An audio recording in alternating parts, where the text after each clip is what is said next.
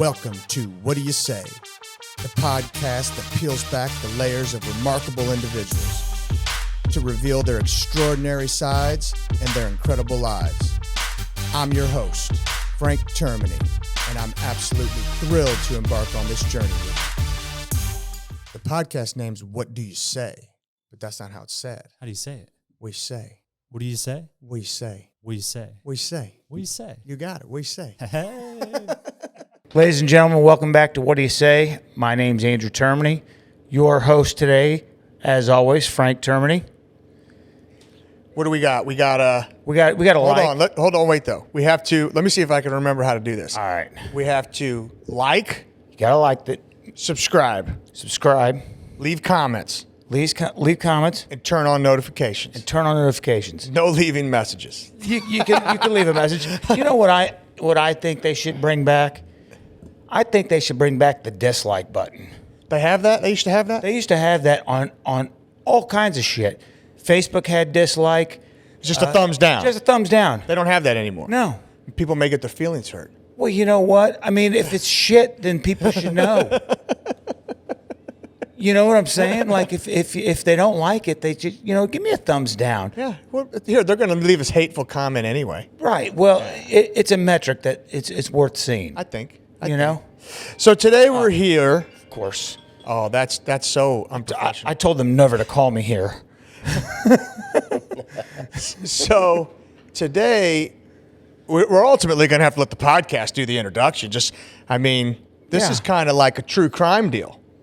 Wouldn't you think?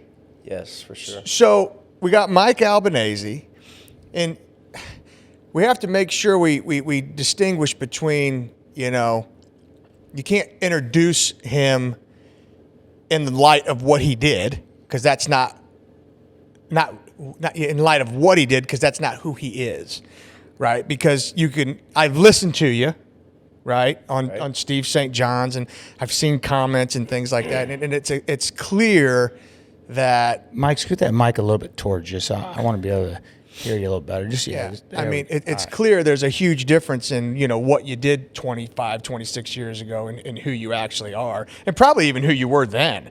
It's just poor decision making as a young kid, you know what I mean? What were you, 24, 25? 24. Born and raised in New York. Correct. Which city? Brooklyn. Brooklyn, New York. Now, when did you move to Kansas City? We moved to Kansas City in the early 80s. So Early 80s. You could split it and say I was mostly raised here as well. Okay. Started out in Brooklyn, New York in the 70s. So you were probably born in 72. 72. Moved Came here in the early 80s. And So you're probably 10. 10, 11, yeah. Okay. What was your neighborhood like in Brooklyn, New York? Brooklyn in the 70s was like any other big city. It was very ethnic. You had Italian, Irish, Jewish. So did you have them all in one neighborhood, or were you in mostly? So they always refer to New York as a melting pot, but it was not a melting pot in the 70s. It was very segregated without being segregated in any racist sort of way. I mean, Spike Lee would tell you different and do the right thing, but I grew up there and everybody coexisted. Everybody got along pretty well. You had those dividing lines in the sand. This is our neighborhood. That's your neighborhood. We all kind of coexist, but What brought you guys to KC? My mother's from Kansas City originally. Your mother's from Kansas City. Yeah. Okay. She moved to New York in the late 60s to be in the big city, and ended up meeting my father and stayed there for a while. So. Okay. So I think neighborhoods segregated in New York. I think that, not necessarily was people want to live by their family, especially when you're in a big city with a lot of traffic. So I kind of get why New York in the 70s was probably a little bit more like that. yeah. Well, even here, you have Kansas City, Kansas, Strawberry Hill, which was mostly a Polish neighborhood at one point in time, and that's who lived there was Polish. And what about the North End and then the North End, and it was Italian and Vietnamese. Yeah. And so I think people take that the wrong way and look into that a little differently. It's not that people dislike each other for any particular reason. It's just people are more comfortable around Their own. Yeah. their own and their families, and so No.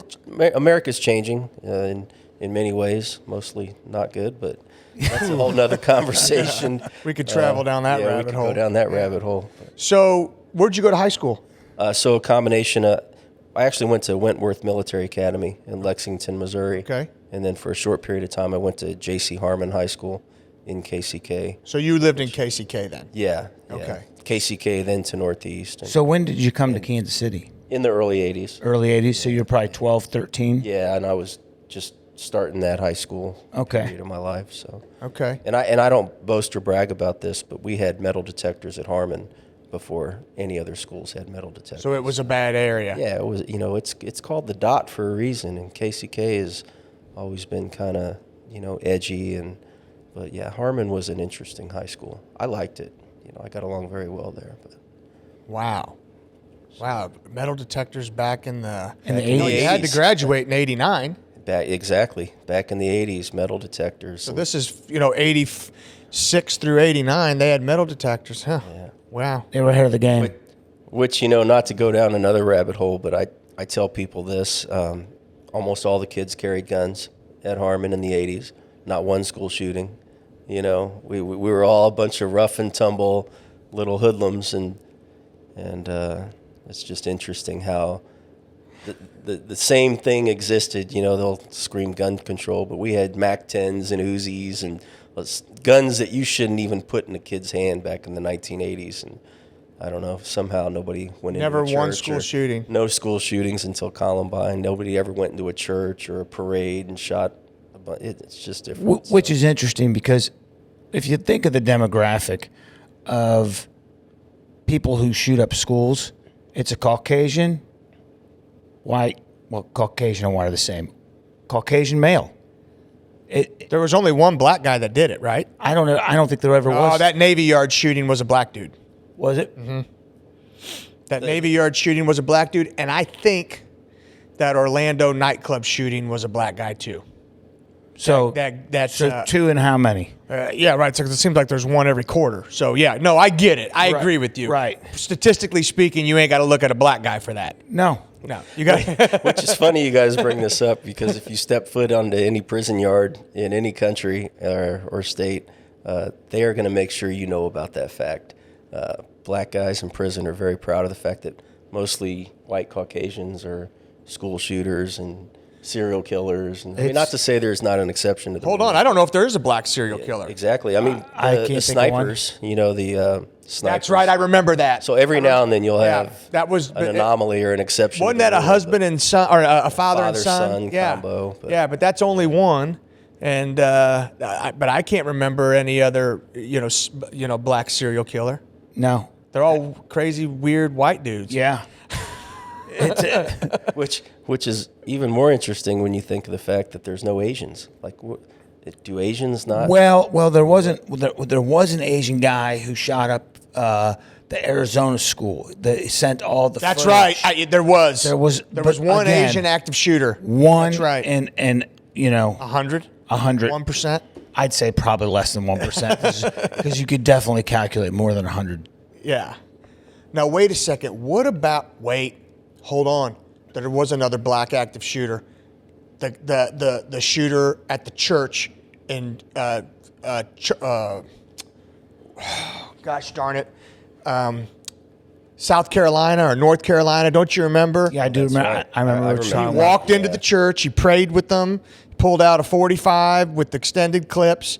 Shot everybody in there. And left one person. He told the girl, "I'm going to leave you so you could tell the story." And then they caught him. They caught him pretty quick. Man.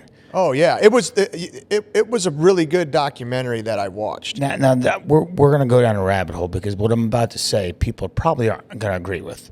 Okay. But I think just like Criminal Minds, the TV show, there's a profile that they make for serial killers. This guy does this, this, and this. He checks 3 boxes or 4 boxes. He's more likely to be a serial killer. Kids that mutilate animals. That'd be a box ticked. So I think there's a social media profile because everybody's on social media nowadays.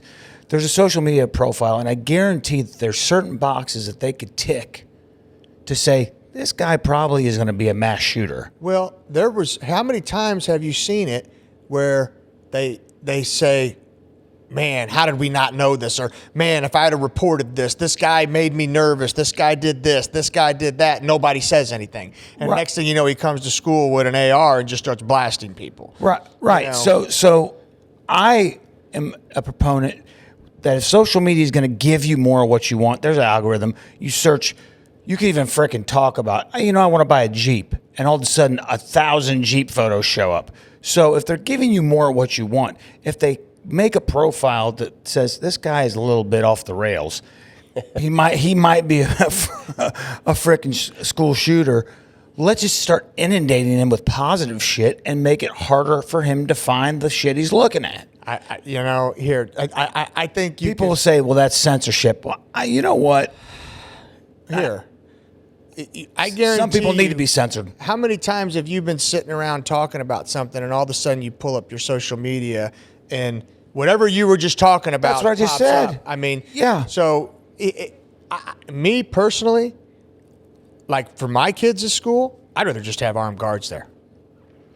I really would. I don't think that's a horrible idea. I would rather just have armed guards there. Well, I hear teachers say that they don't want to carry guns and that their jobs shouldn't entail them having to carry firearms. But I think we're way past the point of armed guards and security guards. You think you need schools. more than that? Oh, I mean, the idea of kids huddling down in a classroom behind a school door, hoping that the shooter doesn't find them or shoot through the door—that's crazy. It's crazy. And then if you look at the recent school shooting where the cops didn't act fast enough and were huddled up in the hallway while the guy was picking kids off, something has to change. Well, here my thing is this, and people hear the word gun control and normally the right kind of freaks out, right? And I'm a gun guy. I have guns. I have all kinds of guns, but the only way to stop a bad guy with a gun is a good guy with a gun. No, that's 100% true. That's really the only way that you're And the bad guy with the gun if he's already shooting, he's got to jump on the good guy with the gun, and there's going to be casualties. You just got to think of what is the response time from when this happens to when I can intercept to make sure that I reduce casualties, because if he's already shooting, there's casualties. Well, and here's the other thing. So you'll hear the argument, making guns illegal, taking guns off the street. What percentage take active shooters out of the equation, okay? Because those active shooters aren't bought with hot guns. I mean, those guns are, I guarantee if you look at every active shooter, it was a legally bought firearm. Right. Okay? But it got into the hands of the wrong person, right? Sure. But the other 95% of homicides are happening with hot guns. Right. Right? Well, so making guns illegal is not necessarily going to stop gun violence at all. And I believe that it's actually the guns are going to get worse. And the reason why is because once 3D printing gets to a place where you can 3D print your own gun and put it together, then we're in a world of shit, which it's on its way. We're already in a world of shit. I mean, if you think about I don't fully understand what gun control even means at this point. Well, that they would want to come into people's homes and take their guns? No, some people from the far left would make that argument, right. But normal people would say, hey, why do you need a 60-round mag, right? You want an AR? Fine. Have a 10-round mag. Have a 7-round mag. Why do they need a 60-round mag? The only reason why you need a 60-round mag is for fucking mass destruction, right? So I think that is a component of gun control. Like, let's decrease the size of the magazine. Well, go back to the 80s for a second. Like I said earlier, the 80s was MAC 10s, Uzis. They made Calico 9mm that I think held 100 rounds. Right. So it's not like these guns haven't been in our circulation for 30, 40 years. Well, because, at the end of the day, you're talking about, like, back in the 80s and the 90s, there was very little collateral damage. Right. If you had a mark, you went after that mark. Right. And gangsters, whether it was, organized crime, whether it was, you know, your typical back in the 80s Bloods and Crips, they didn't want collateral damage, right? Because collateral damage bought heat. That you know what I'm saying? They want to do it as silent as possible. They want to just get. Now they did those drive-bys, but still, yeah, the technology wasn't where it's at today, so you weren't getting videoed all the time. There was less ways to find you. You got just an inconspicuous car, and you drive by and you blast on somebody. Chances of you getting away are pretty good. Right. A lot of times people knew because it was a neighborhood thing. Right. But I still think that, you know, it was much easier to do a shooting like that and sneak right away. right, You know?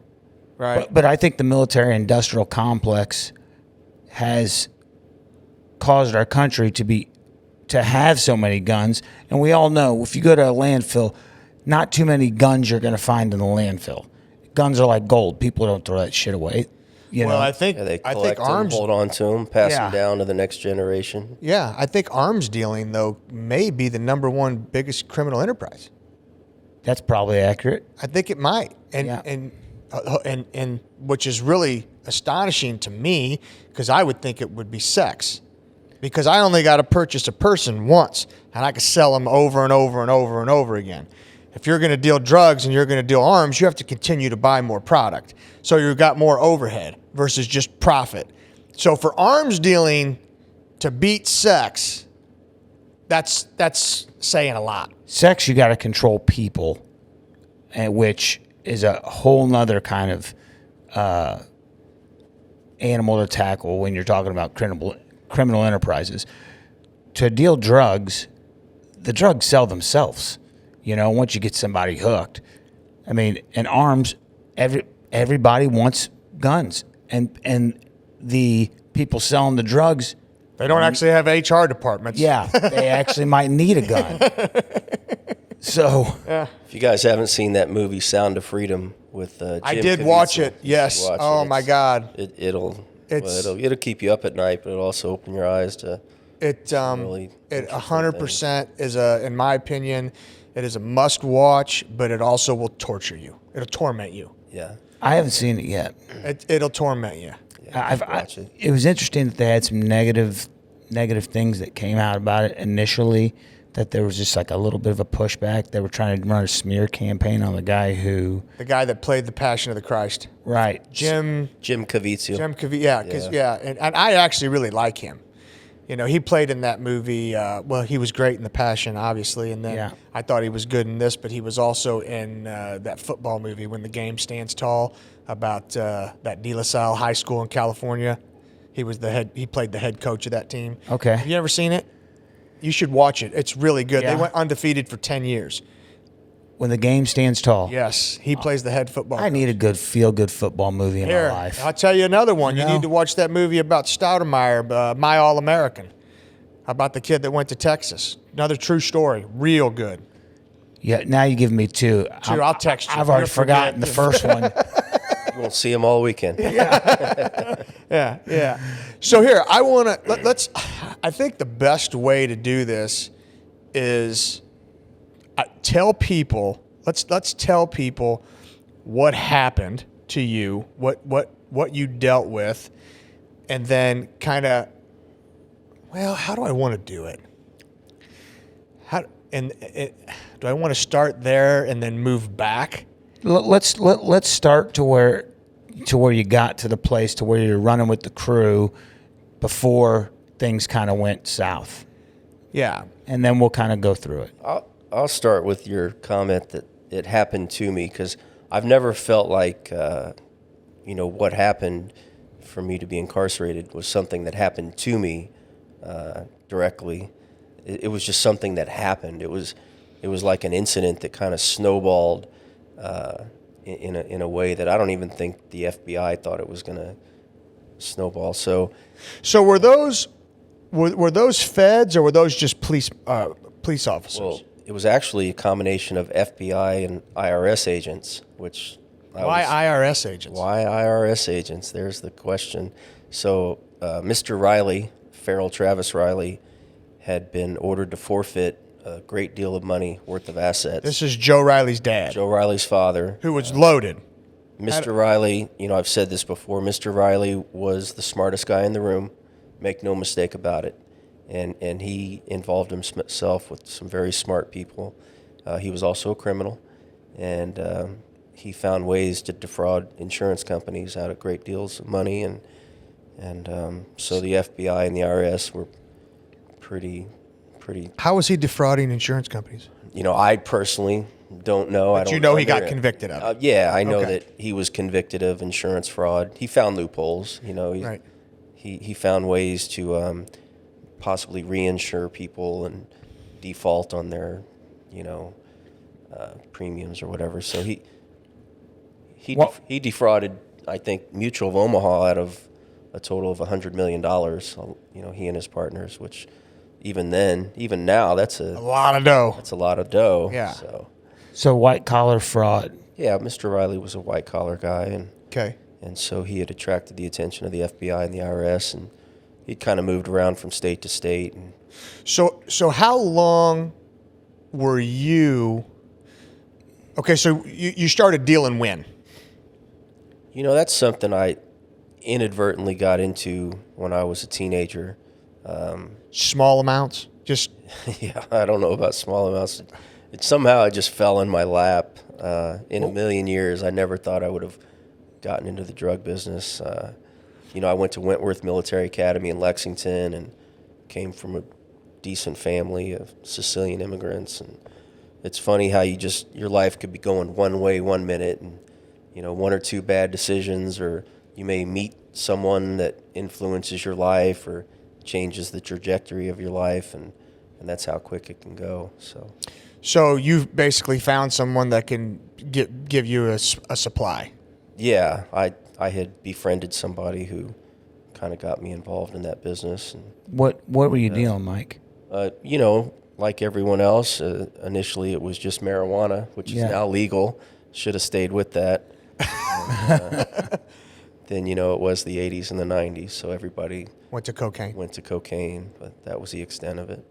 Okay. So how long did this operation last? I mean, you started, and I know how it ended, but so how long were you dealing? It's just something that I got into when I was a teenager, and then I was arrested at the fatal sting on January 30th, 1997. I would have been about 24, 25 years old. So probably about 6-7 years. Yeah. So Mike, for you to get that kind of attention, you must have been moving some weight. I don't know if it was that. I just think it was the right time. It was the mid to late 90s, and the 90s, I've talked about this, the 1994 crime bill that at the time Senator Joe Biden co-authored and President Bill Clinton signed into effect. We're coming off the 80s, which was a crack epidemic, and so the 94 crime bill was a extremely tough on crime measure. It implemented the 85% rules. Three strikes, you're out. What's the 85%? 85% means that prior to 1994, if you got a 20-year sentence, you had good behavior, you'd be home in 6 or 7. After 1994, you got a 20-year sentence, you're doing 85% of 20. So, and there was 17 years. Yeah, there was no, you could be a role model prisoner, but you were going to do that 85%. So you got caught in 97, right? Okay. 97. So, I'm sure some of it was my own doing, but I also think it was just situational. That the decade, what was going on in Kansas City. What do you mean your own doing? Well, I mean, as far as he asked about bringing heat on myself, so getting the attention of. So what do you think? I mean, besides the act of dealing, do you think you were making decisions that was causing them to look at you? I mean, I was no Frank Lucas by any means, and I never wore a fur coat. If you remember that scene where he's at the fight. And he burns it. No, he has the fur coat on, and the FBI sitting there to watch the fight, and the one agent says, "Who's that guy?" In the fur coat. Then he went home and he burnt it. Yeah, and he went home and burnt. I never wore fur coats, but I was a young crazy kid, and we liked to go out and have a good time, and I probably stood out like a sore thumb. There's an old Japanese adage that I've always liked, and it says, "The nail that sticks out gets hammered down."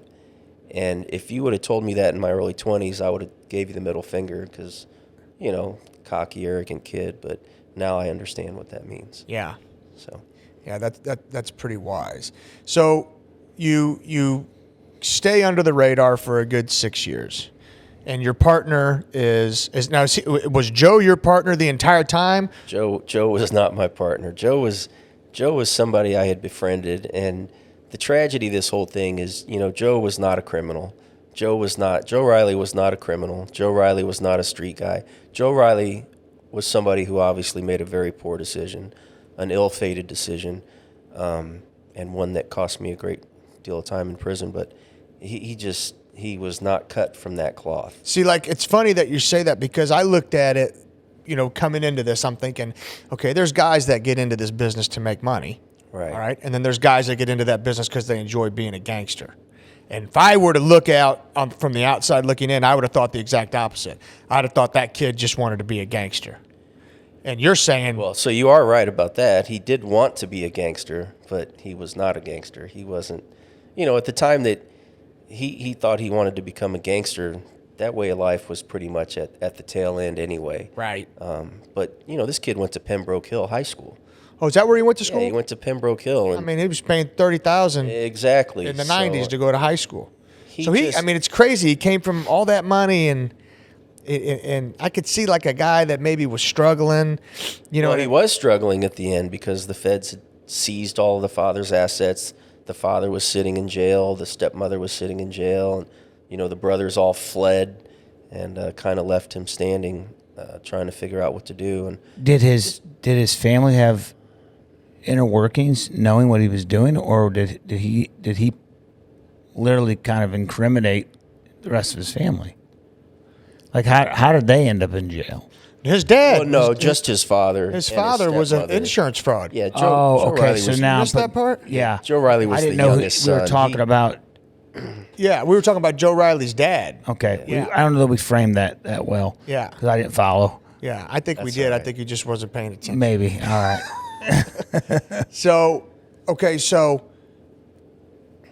walk us through the story, January 30th. What's the goal? What do you think's going on? What do you think's getting ready to happen? And what actually transpires? So, when you're involved in certain activities and you've surrounded yourself with certain people, it was commonplace that somebody would call you and say, hey, I need you to come with me, meet me here. I'm going to come pick you up. We're going to go run an errand. You don't ask a lot of questions. You don't really delve into, hey, what are we doing? What's Right. going on exactly?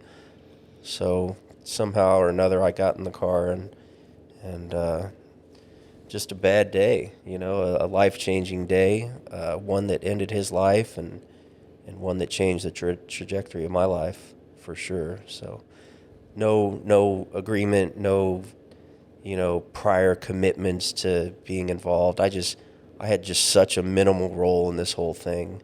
And I'm surprised at even myself that I don't harbor resentment or hold a grudge against Joe Riley for putting me in that position. But how can I? Because he lost his life that day. I just think he was desperate and not making good decisions for himself. Financial hardship, it'll drive you nuts. And it could very well make you do some stupid things. That's what led him down that road. Yeah. Being in a spot financially, I've said this more than one occasion, but the only thing worse than struggling financially is having someone in your family mentally or physically ill. I could see that. I truly believe that. They say marriages dissolve and break up because of money. Yeah. And sometimes the people are madly in love with each other, Right. but somehow, some way, money. Well, because what happens, I could always speak for myself when I'm in a situation where, money's keeping me up at night. You don't want to be affectionate with your spouse. Right. You don't want to go to have dinner because you don't have the money to go do it. You can't go on vacation. You can't go out to dinner. You can't, and anything that you could try to do to connect, you can't go do it, and then you start bickering. Fortunately it doesn't happen to me often, but I've overextended myself and put myself in positions where not put myself in a position to succeed, but where I couldn't afford to fail, Right. and I've been overexpanded and undercapitalized, and you're sleeping 2 hours a night, and the only thing you can think about is money. And believe me, my mind, it wanders, and you're like, man, how can I make 50 real quick? Real quick. You know what I mean? It's a slippery slope, man. If you sit around and watch enough documentaries, you see the extent that people will go to make that quick score, that lump sum of money to dig themselves out. So yeah, I mean, my Uncle Eddie used to say there are no shortcuts, and boy was he right. It's hard not to get yourself in debt, especially by design. Everything is designed for us to get in debt, to overspend, now, I don't own a credit card. I don't blame you. I don't own one. They're evil. And my credit is terrible. Really? It's terrible. You don't use it. Because I don't have it. I will not own a credit card. Therein lies my point. You have to use a credit card to build your credit score. You have to have a high credit score to get an auto loan or to go get a mortgage. Well, I could get an auto loan, but you know what happens? My interest rate goes through the roof. So to get that cheap interest rate, you have to have a high credit score. Yeah. Which means they want you to use credit. They want you to be in debt. They want you to be in debt. They want and you to make payments and Yeah. to pay interest. Yeah. Yeah, it's crazy. They want you to be their slave. The borrower is a slave to the lender. And you know something? I listened to Dave Ramsey. I listened to him on I love Dave Ramsey. And I swore once I got myself out of credit card debt, never ever again. And you know what? Dave Ramsey comes at it from a biblical standpoint, and I just figure, hey, listen, God will take care of me. But that don't mean I don't stay up all night worrying sometimes. I don't know if Dave Ramsey knows this, but he is a fan favorite in prison. Oh, is he really? Oh, yeah. Everybody loves Dave Ramsey. I promise you that. He's very popular. But then there's also those guys that, there's also those guys like the guy that wrote Rich Dad, Poor Dad, who Great book. makes money off debt. Right. But you have to be able to go to put your head on the pillow at night. And some guys can do that. Some guys can put their head on the pillow at night and go to sleep with all that debt. I can't do it. It's like a weight on your shoulders. Yes. It's awful. About the only good thing for me, well, I had more than one good thing, I'm sure. But coming home debt-free, I didn't have a bunch of debt. I didn't get saddled with debt. Yes, I got a credit card, but I try not to overuse it just so I can build my credit score. So yeah, keep my overhead low. So I subscribe to Dave Ramsey. I'm trying to. No, I enjoy listening to him. Yeah. I enjoy listening to him. So that night you get a call and you don't necessarily know what the hell's going on. You say, hey, you come take a ride with me, and you say, okay, I'll go. Well, it was in the morning. That was in the morning? Well, yeah, he picked me up earlier that day, and we had went to lunch and, ran some errands and then wound up at the Motel 6 later that evening. So it was kind of throughout the course of a day that it all transpired. So this happened early in the morning? The incident actually happened in the evening, about rush hour traffic time, 5 o'clock, 5:30. Okay. Yeah, but he had picked me up about right before lunch. Okay, so you go, it was a hotel, right? Yeah, Motel 6 up north. Was it in Parkville? It was in Platte County. I know that much. It was right off the highway. Like 64th or was it 72nd? I'm not sure about that. Yeah. Okay. Is there more than one? Well, there's 64th Street and I-29, and then I think there's 72nd. And I don't know. And it may not even be there anymore. God, I wish it wasn't. I think it's still there. Is it still there? Driven past it. Have you driven? So, okay, so then you guys go to the hotel, and so what about this event do you know about? Do you know that do you think, hey, he's going in there, he's going to exchange this for this and we're leaving? I knew he was going to do something that was going to help him out. I don't know about the exchange, but in a million years, I never would have thought that he was going to do what he did. So this was a deal that you were just driving him to. Well, no, that's also a mistake. I actually rode in the car in the passenger seat and then slid over into the driver's seat after he went inside because he parked on the side of the building. So I was not the driver. You were in the passenger seat. We were in his father's car. So I had slid over into the driver's seat after he exited the vehicle. So he gets out. He gets out and enters the motel, and I slide over to pull the car around, and the guy in the back seat gets out and gets in the passenger seat. And that's Guy in the back seat is Nick Lanfranca. Yeah. Okay. Yeah, so that's how that happened. Okay, so he goes in, and then do you hear shots? But We're so far away, we don't hear anything. Basically, it was just a sudden, surrounding of the vehicle, and we were both under arrest. But no, we didn't hear gunshots. We didn't know what happened. It was just very sudden and quick. so Joe goes in. Right. He's gonna sell drugs to a buyer that He was buying them. It was called a reverse drug sting, where the FBI and the IRS portrayed themselves as the seller of the drugs through the FBI informant Joe Bartels. So it made it a unique situation. So Joe Bartels was the guy that was in the room with Joe Riley. Joe Bartels was the paid FBI informant that the FBI used to lure Joe Riley to the motel room. And then so Joe Riley was going there to Purchase. cocaine, correct. Okay, and then for whatever reason he And then decides for whatever reason he decides to... he's going to rob him. Right. My guess is he probably got scared. He was in way over his head, and nerves got the best of him, and ended up squeezing the trigger, which to this day still I'm just blown away that he could do that. But you never know what somebody's capable of, I guess. And then so they're in an adjoining room.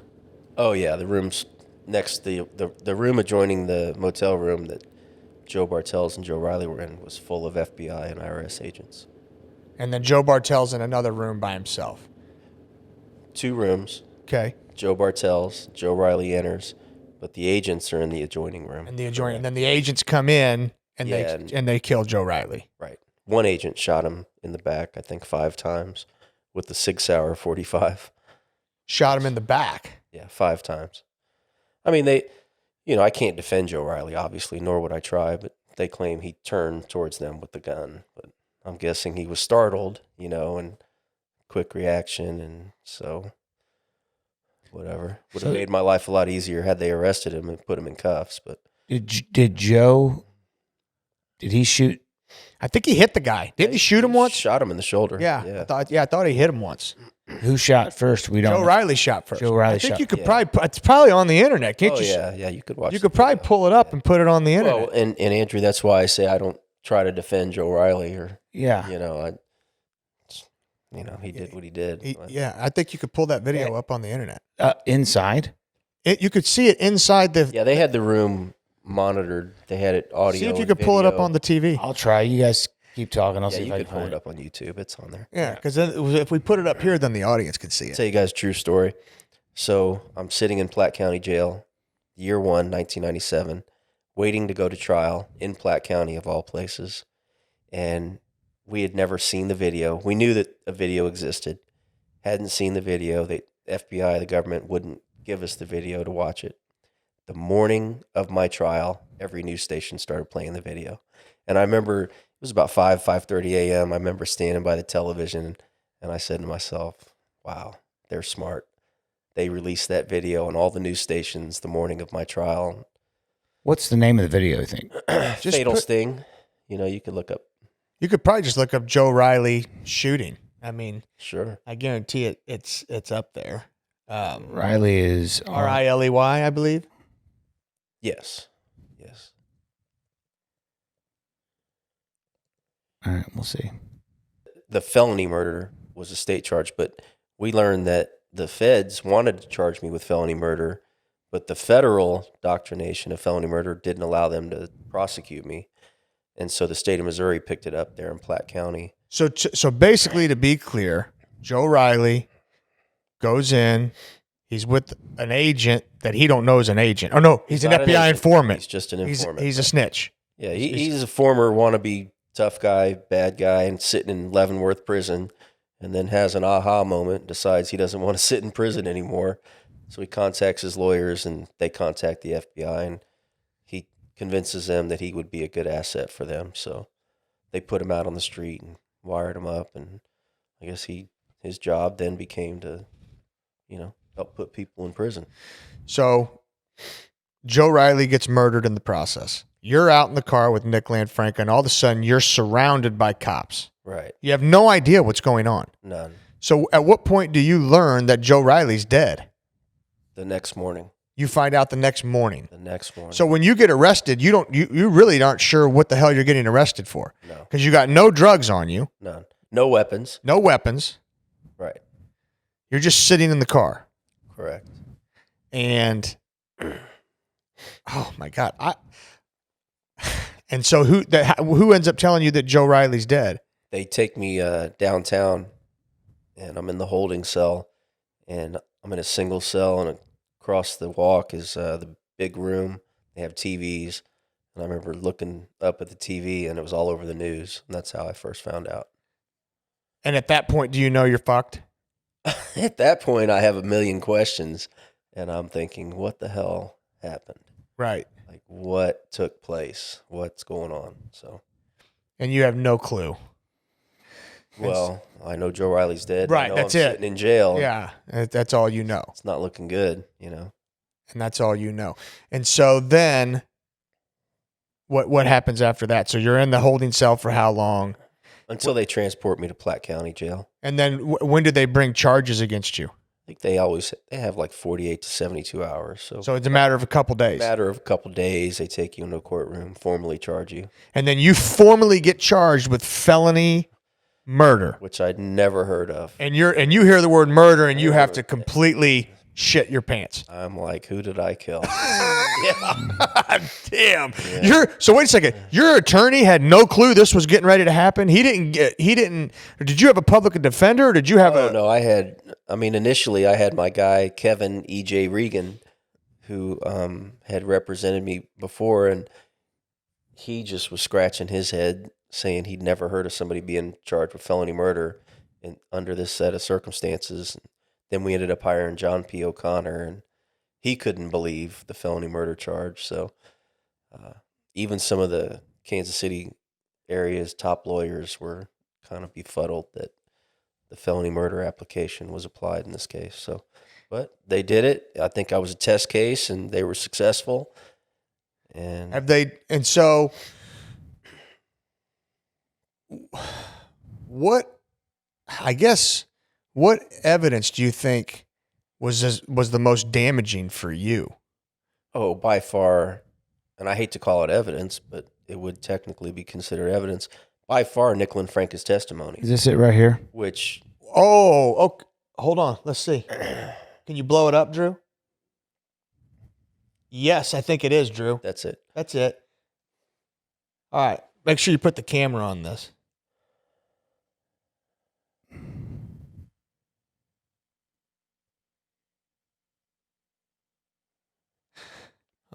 So they came in from behind him. Right. So he comes in, he shakes his hand. Oh, he knew he was going in to rob him immediately. Yeah. Don't you think? Looking at that? He didn't hesitate. That was either a decision he had already made or a decision he made on the walk up there. But again, knowing him, anybody who knew Joe Riley would tell you he was not capable of that. Wasn't a tough guy? He was not. I never even saw him get in a fight. He, like we had talked about earlier, sure, he wanted to be certain things, but people can want to be a whole bunch of things. You're a firefighter, and how many kids want to be a firefighter? How many kids are going to get on that ladder and go fight a blazing fire? They're not going to. They don't have, Right. whatever it is inside of you that it takes to do that it factor, Yeah. that fearless. I'm still shocked that he did this, but hindsight, you just never know what somebody's capable of doing. And so, okay, so outside of Nick Lanfranca's testimony, you don't think you do the 25 years? One of the How long did you do? I should ask. That's 25 and a half calendar years. One of the jury instructions, which I had John O'Connor, really harp on and say to the jurors over and over, being at or near the scene of a crime does not constitute guilt. And people could say, well, what would you be doing there if you weren't involved? And, it's hard to explain that away to people that don't understand that certain element of friendship and loyalty. And I mean, Well, yeah, I mean, here, that's like me loaning money to a buddy of mine, and he goes and does something illegal with it. And they say, well, where all you know is that he needed money. and I so just you gave loaned him money. Here, you know how many times me and my friends borrow money from each other, and we don't ever ask what it's for. Here, what do you need? If I got it, I'll give it to you. If I don't, but I never ever ask what it's for. So what if that person went and bought drugs? And Right? Yeah, that's what I'm saying. did something. Yeah, Next thing you know, you're financed. right. Right. I'll tell you what, the idea that he did 25 years for being in that car is absolutely insane to me. Well, try sitting at Crossroads Correctional Center, which is a whole nother conversation. Crossroads Correctional Center was madness. It's a maximum security prison in Cameron, Missouri. And it's funny because the powers that be in Jefferson City, these people with all their degrees and master's degrees and PhDs, somehow they got together and thought it was a great idea to empty all of the state's prisons holes, which people are in the hole for misbehaving. So they emptied the holes of people to go to Crossroads. So they basically opened Crossroads with a bunch of misfits. And that's where you were at? Jefferson City, Moberly, et cetera, et cetera. Yeah, that's where they sent me. The place hadn't even been open a year. So how long? Had already had one huge riot. And, sitting there for as long as I sat there, because I did almost 20 years there, and watching people come in who, guys that went into a liquor store, a convenience store, shot the teller in the face, grabbed the money in the register, and they would enter Crossroads and leave before I even had a chance to go up for parole. That shit, that'll wear on you. Stings. That stings a little bit. And, you try not to get upset about it. And people say, well, the law is a law. Bullshit. The law is shit. If you're in one county, another county, if it's election year, if you have a overzealous prosecutor, there's all sorts of factors. The three of us could all get in trouble for the exact same thing, and you could wind up with 1,000 years. You could wind up with 3 years, and it's just crazy. The disparity in sentencing is real, and It absolutely blows my mind because Well, here, the two guys I know, we know one that never had a gun and supposedly per hearsay ordered a murder, okay? And he did 25 years. He's in a car, no gun, no drug, no nothing, and he does 25 years. Never fired a weapon. did you guys even have? You're better off killing somebody. Did you have a firearm in the car? no. No, there was no firearm in the car either. No. None. One gun, No one drugs on shooter, Right. He does life. and he does life. 25 years. Oh, my God. I mean, I'm irate by that. Imagine him. You know what I'm saying? Because how are you going to know he's going in there to do that? And even if you do know, you're not in there Hold doing on. it. Let's hypothetically said he knew 100% what Joe Riley was going to do. He still's not supposed to do 25 years. No, he didn't do the physical act.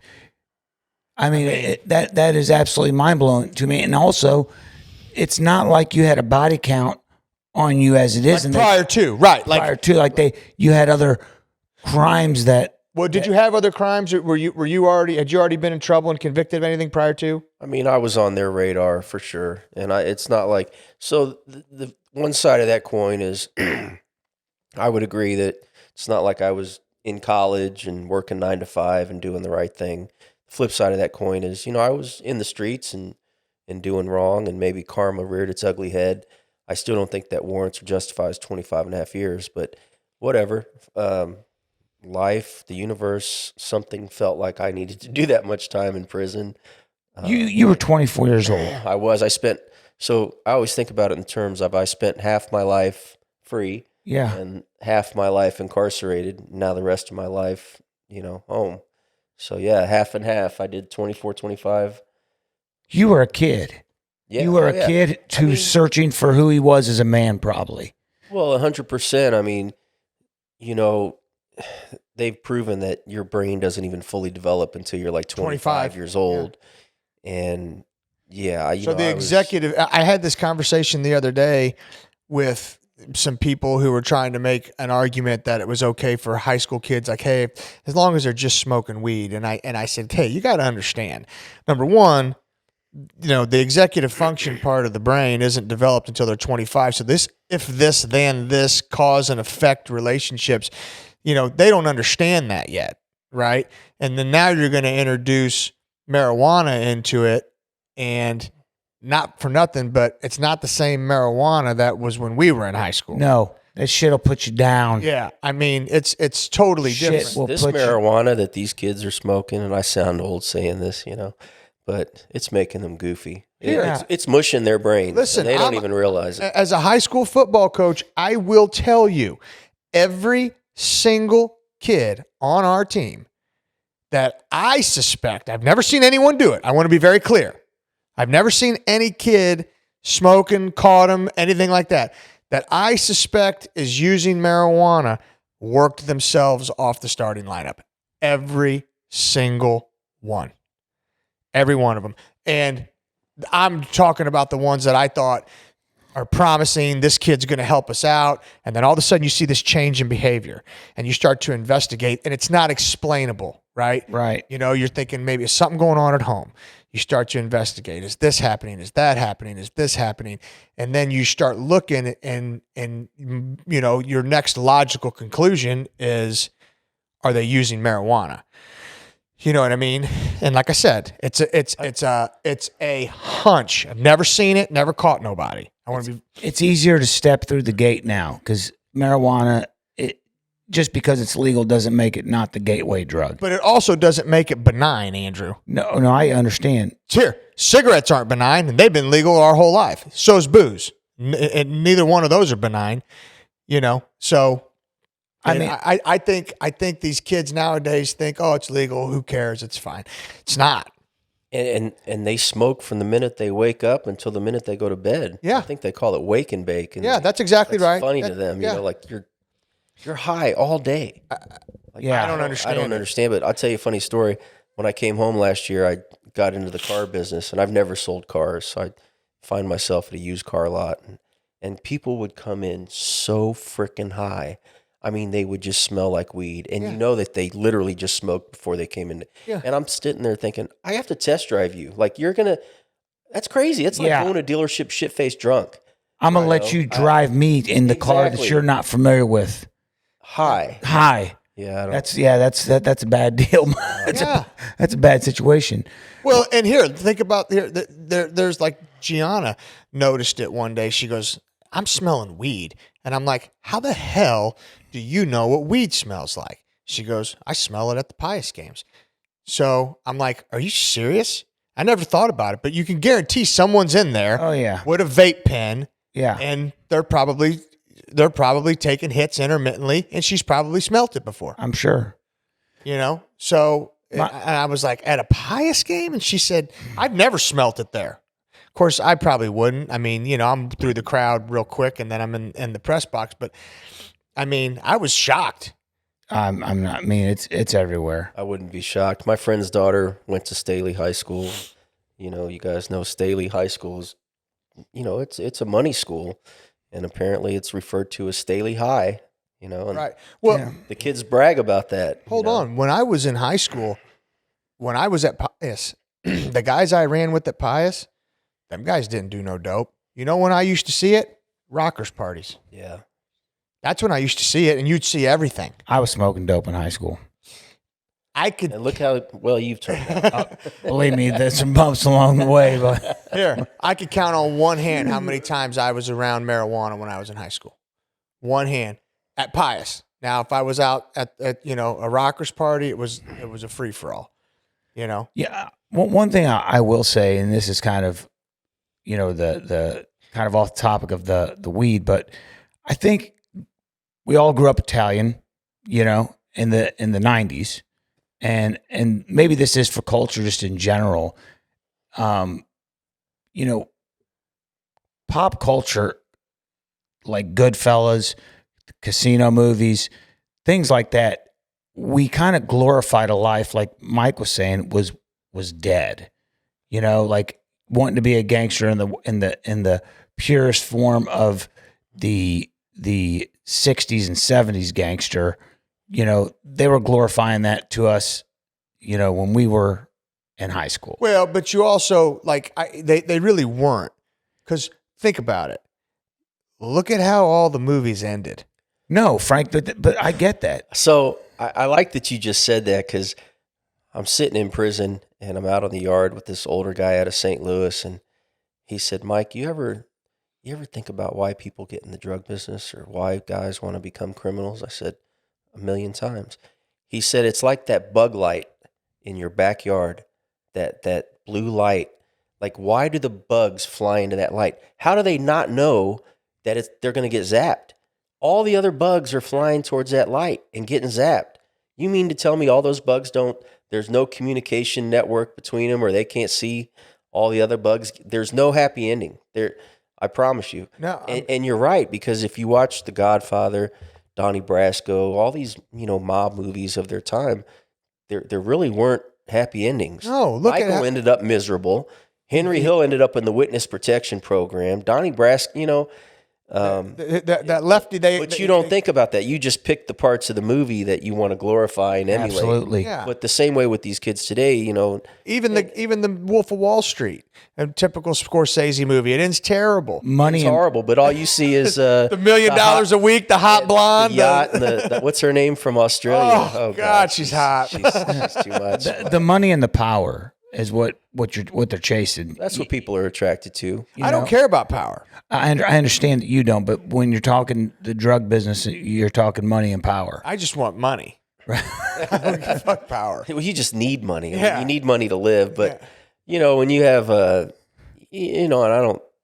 I listen to all kinds of music, a lot of country these days because I'm old and I'm quiet. But if you listen to that "Get Rich or Die Trying" and you kind of buy into that idea. Yeah. It really skews your mindset and fuck up your brain. Well, but you also it shows you how stupid people are, because the guys talking about this aren't doing it. They're not doing it. They're the ones in the studio making millions They're off making your millions. stupid ass, Right. trying to get out there and emulate what they're rapping about or singing And they about. ain't doing that. I promise you they're not. No. Because they don't need to. They They're don't- using their craft or their creative Yeah. skills to And not you got have to do that. And you got some young kid that's listening to it, and it's like, hey, the guy you're listening to ain't selling dope. He ain't going to pull a trigger. He ain't He's gonna pull a got trigger. 0 body count. Right.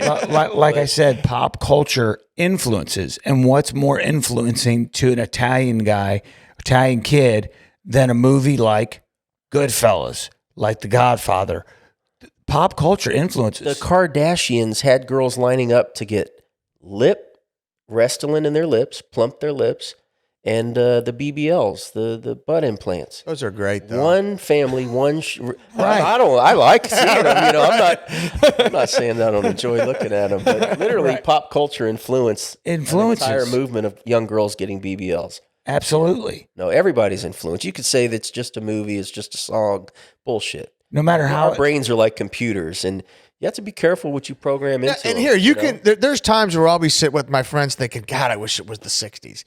God, I wish it was the 70s. You know what I mean? Because you could get away with a lot more. Well, and you wouldn't have to. You wouldn't have this in your hand. No, but I mean, here, if cyborgs. you wanted to make extra money, you could be a bookie. You could, do something like that. Nowadays, you can't do anything. No, I mean, You're going to get in trouble. fast, like Michael was saying, fast money, fast problems. I mean, it's anything that you think you're going to get rich quick. It never works out that If way. anything, marijuana, because they probably would just smack you on the hand for it nowadays. Well, yeah, but why would you? They're not even going to smack you on the hand, I bet. No? Yeah, I don't think so. I've seen guys out here that never committed a crime in their entire life get into the marijuana business because it's so lucrative. And I'm thinking, there's the smart ones because they were squares. They went to school. They started a business, and then they waited. And then when the dispensaries started coming around, and now you could, do the CBD oil. Now you can get into that and make millions and never worry about going to jail or prison. But I'm saying, even if you sold it outside of a dispensary, really, do you think you'd get in a lot of trouble? No, I don't. I think you'd be able to talk your way out of that one. I think you. Nonviolent crime, selling weed. I think you're going to talk your way out of that. And I'll tell you what, the if we get political on it, conservative are typically Republicans. The Democrats were pushing for the legalization, and as soon as it gets legalized, Republicans will say, "I can capitalize off that now. Right. It's legal. I'm in." And those are the kind of guys who were more conservative growing up and were waiting, Yeah. but on the sideline, because we know a few guys who are in the marijuana business and they do very well, and they didn't smoke Yeah. weed at all. I've invested here. I don't smoke weed. Weed makes me paranoid. I have everything I have into a dispensary. Smart. I got everything I have Yeah, I don't blame you. into a grow operation in a dispensary, and don't use marijuana at all. Yeah, smart. It makes me so fucking paranoid. I don't smoke either. I don't care if you smoke it, if it's edible, if it's going to they say it makes you go to sleep. This one, every single type of marijuana makes me paranoid. Wow. I will not fool with it. It ain't but for you. It's not for me. But I every dime I had, every spare dime I had has been thrown into that business. That's interesting. So, I mean, but here, fuck, I like money, so I like weed. I went to a Hollywood casino. They drugged me to Hollywood casino before the Super Bowl, and we won a little money on something or another, roulette, I think. And we ended up putting bets on the Chiefs, and I'm thinking, man, 20, 30 years ago, you wouldn't even have had that conversation. Right. You had to call a bookie from a number and then get a call back, and Yeah, and you get their line. you get their line. It's just funny how Ain't getting Well, the you line. got to change your line based on your betting public. Right. I mean, Right, you now, can't just go off of what the casino is. That makes sense. But if you want a straight line, you want that casino line Yeah. because anything else is here. The bookies are already getting juice. Like if you on were a bookie in Kansas City, you would have to change the line because everybody and their mother was going to bet Kansas City. right. yeah, Or what you were going to have to do is lay it off at the casino and bet the opposite side so that you can have equal amount of money on both it sides. doesn't matter because then you're going to lose the juice to the casino. Well, right, but for every $100 that's bet, you're only paying back 90. Right, but what if the odds are negative 120 to 100? Then you got to bet 100. 100 wins you 120, or loses you 100. You got to bet 120 to win 100. Yeah. So I mean, There's got to be a way to do it. They only got 10% booked in. There might be implied Bookies odds. from Kansas City have been laying off money in Vegas for years. There's got to be a way that you can do that and get equal amount of money on both sides of the game. Has to be. 100%. The line would have to be. They would have to take a bet at a certain line, knowing that 10% and go and lay it off. Then they could possibly win both sides. But if it's plus 100, then it's 100 to win 100. So Kansas City actually was the underdog. They could have taken all the Kansas City action they wanted and gone and laid it off in Vegas, and they would have done fine because Kansas City was the underdog and they won. So, I mean, that would have been an instance, but they're going to decentralize gambling altogether anyways. It doesn't really matter. That's the next level of gambling. So here, I want to go back to this though. We're going down a rabbit hole. I want to go back to this. So you go to trial, okay? And now, in your opinion, without Nick Lanfranca, do you go to jail for 25 years? No. So the evidence that the prosecutor presented, you don't think is strong enough to convict you or Nick Lanfranca? There was no evidence. Nick Lanfranca was their evidence. He weaved his tail and told whatever lies he needed to tell. And So Nick Lanfranca says, at what point do you find out Nick Lanfranca is testifying against you? so the first thing that happened, I'm sitting in Platte County Jail, and we're about 7 months in and getting ready to go to trial in a few months. He calls my mother. Nick Lanfranca Nick does. Lanfranca calls my mom, and we're not friends, by the way.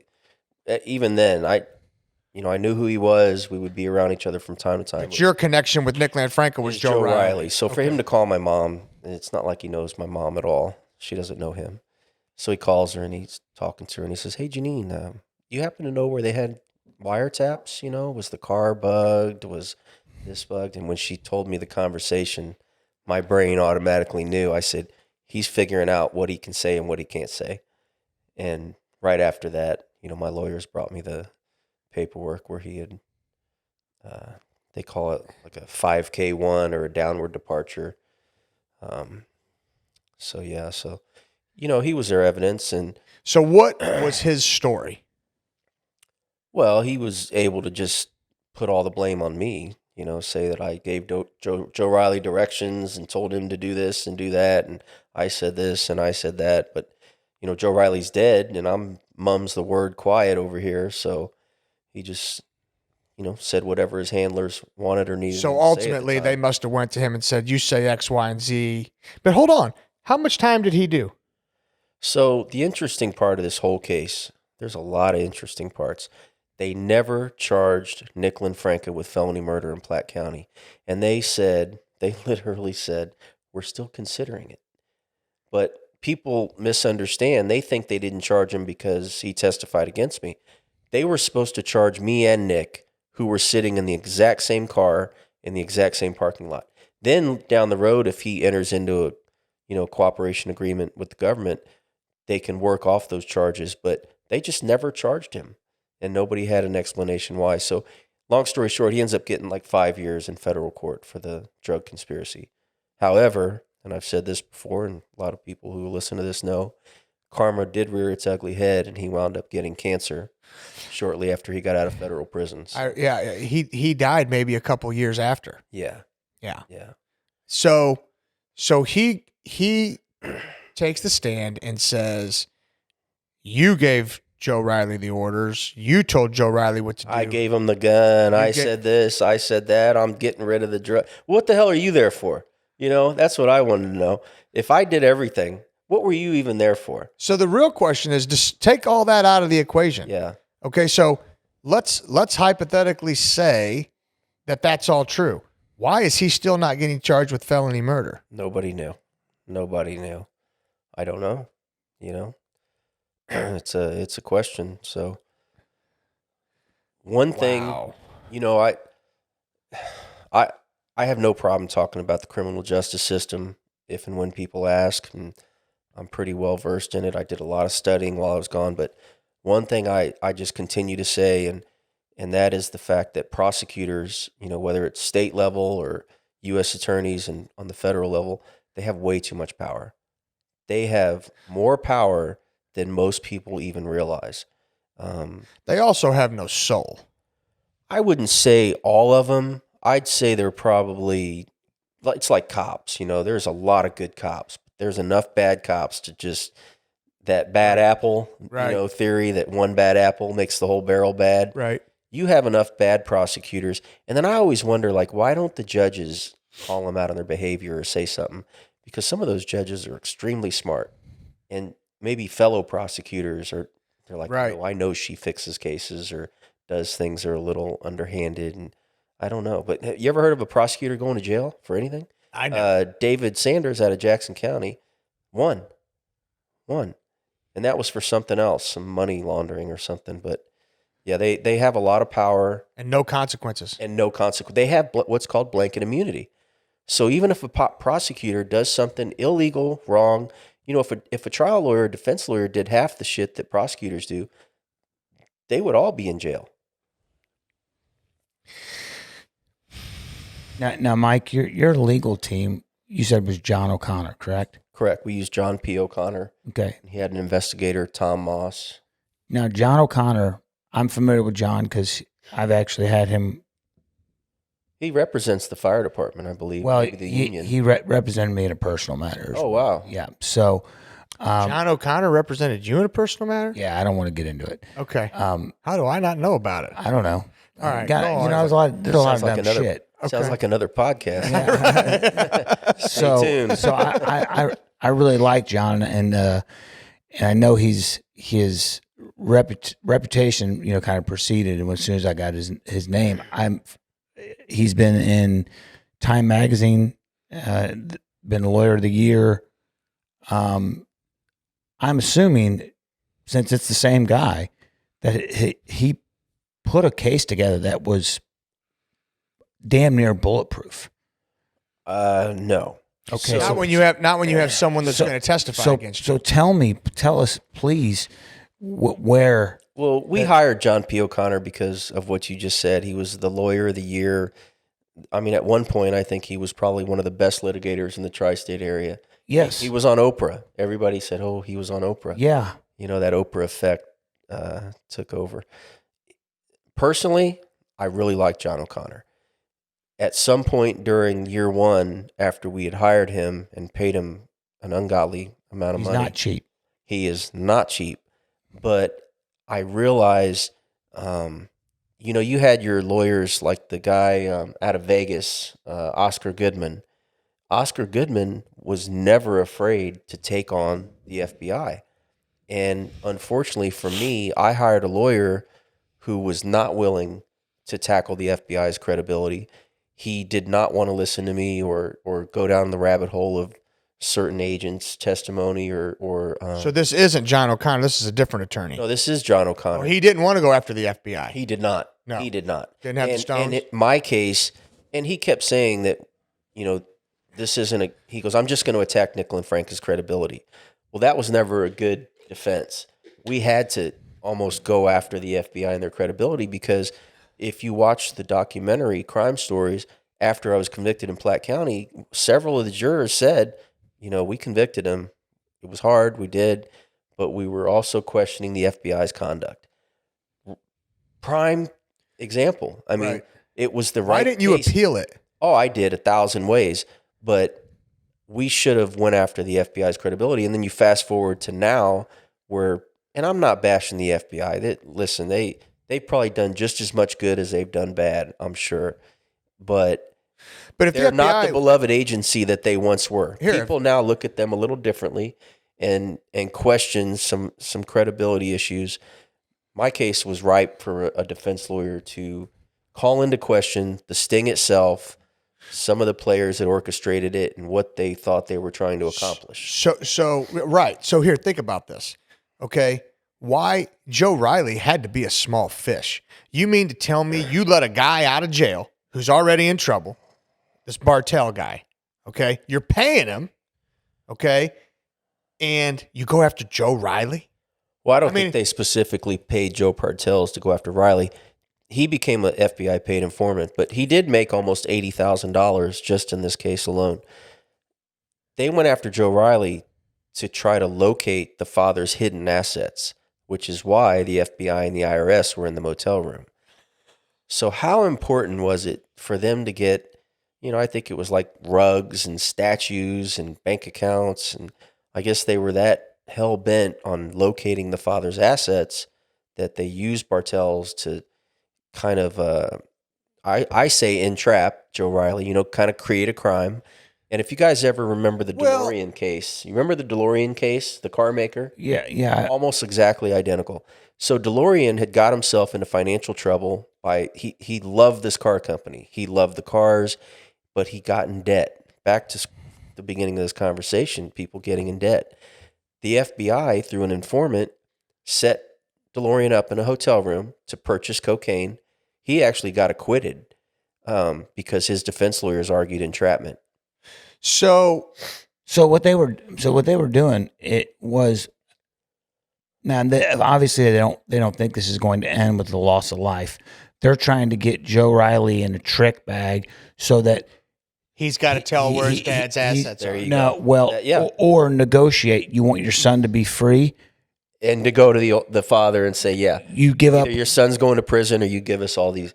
There you go. That's it. He was in negotiation. He was a pawn. He was Yeah. a pawn. He was a pawn. Right. They were playing chess and he was playing checkers. Yeah. Bam. Denzel told Ethan Hawke that in Training Day. Yeah. This is chess, not checkers. And nobody told Joe Riley this was chess. Yeah. Yeah. And he was playing checkers. Yeah, they were 3 steps ahead of him. Do you think Joe Riley's dad brought the heat down on you guys? 100%. I do. Oh, 100%. Yeah. Yeah. I 100% think so. Maybe not intentionally. I mean, No, he didn't do I it on- met him. no. Yeah, I liked Mr. I- Riley. He I- was very obviously not- respectful. Yeah, But, not intentionally. Whether but it's intentional or unintentional, yeah. I mean, listen, if you So here, let follow me. his story, like I said earlier, he had been run out of other states. He had kind of bounced around the country and slipped through the cracks numerous times. So by the time he came to Kansas City, his reputation preceded him, and they were just salivating over him. And that's why it was because federal. nobody else had been able to capture him, catch him, or convict him. So Kansas City was like, we're going to get him. Yeah. He's here now. By however we get him, we're getting him. Yeah. He was a prize trophy. I mean, that's 100% what. But here's my question: this Bartell guy, does he call Joe Riley and present this idea to Joe Riley, or does Joe Riley engage him? Because I got to think if Bartell calls Joe Riley, everything should be null and void. It should be entrapment. So I want to point something out. You asked really good questions, and today is the first time we've ever met. We've never talked before. We've never talked about my situation before. I've I heard- literally just walked in here and sat down, and you've asked some great questions. So the FBI story is that an FBI agent was driving to surveil the Rileys, okay? Another FBI agent was leaving Joe Bartell's residence. Somehow Joe Bartell's becomes neighbors with the Rileys after the father gets kicked out of the big mansion in Luce Park, okay? He's in legal trouble and they're freezing bank accounts and assets, so he has to downsize, all right? Somehow, miraculously, one agent's passing the other agent. They see each other, stop, go over to a parking lot. Hey, what are you doing here? And he says, well, I got my handler, whatever. And that's how this thing supposedly happened. I don't personally buy that. I don't believe in coincidence. I believe that they put Joe Bartell's next to the Rileys and paid him to befriend Joe Riley and to get him involved in criminal activity. They started out with some kind of car theft or something, which, I was so never a part of. Bartell and Riley, Joe, had done some dirt together prior to this. They had been friends for 2 years prior to this sting happening. The FBI, they play the long game. Don't get it twisted. They will sit, wait, and watch.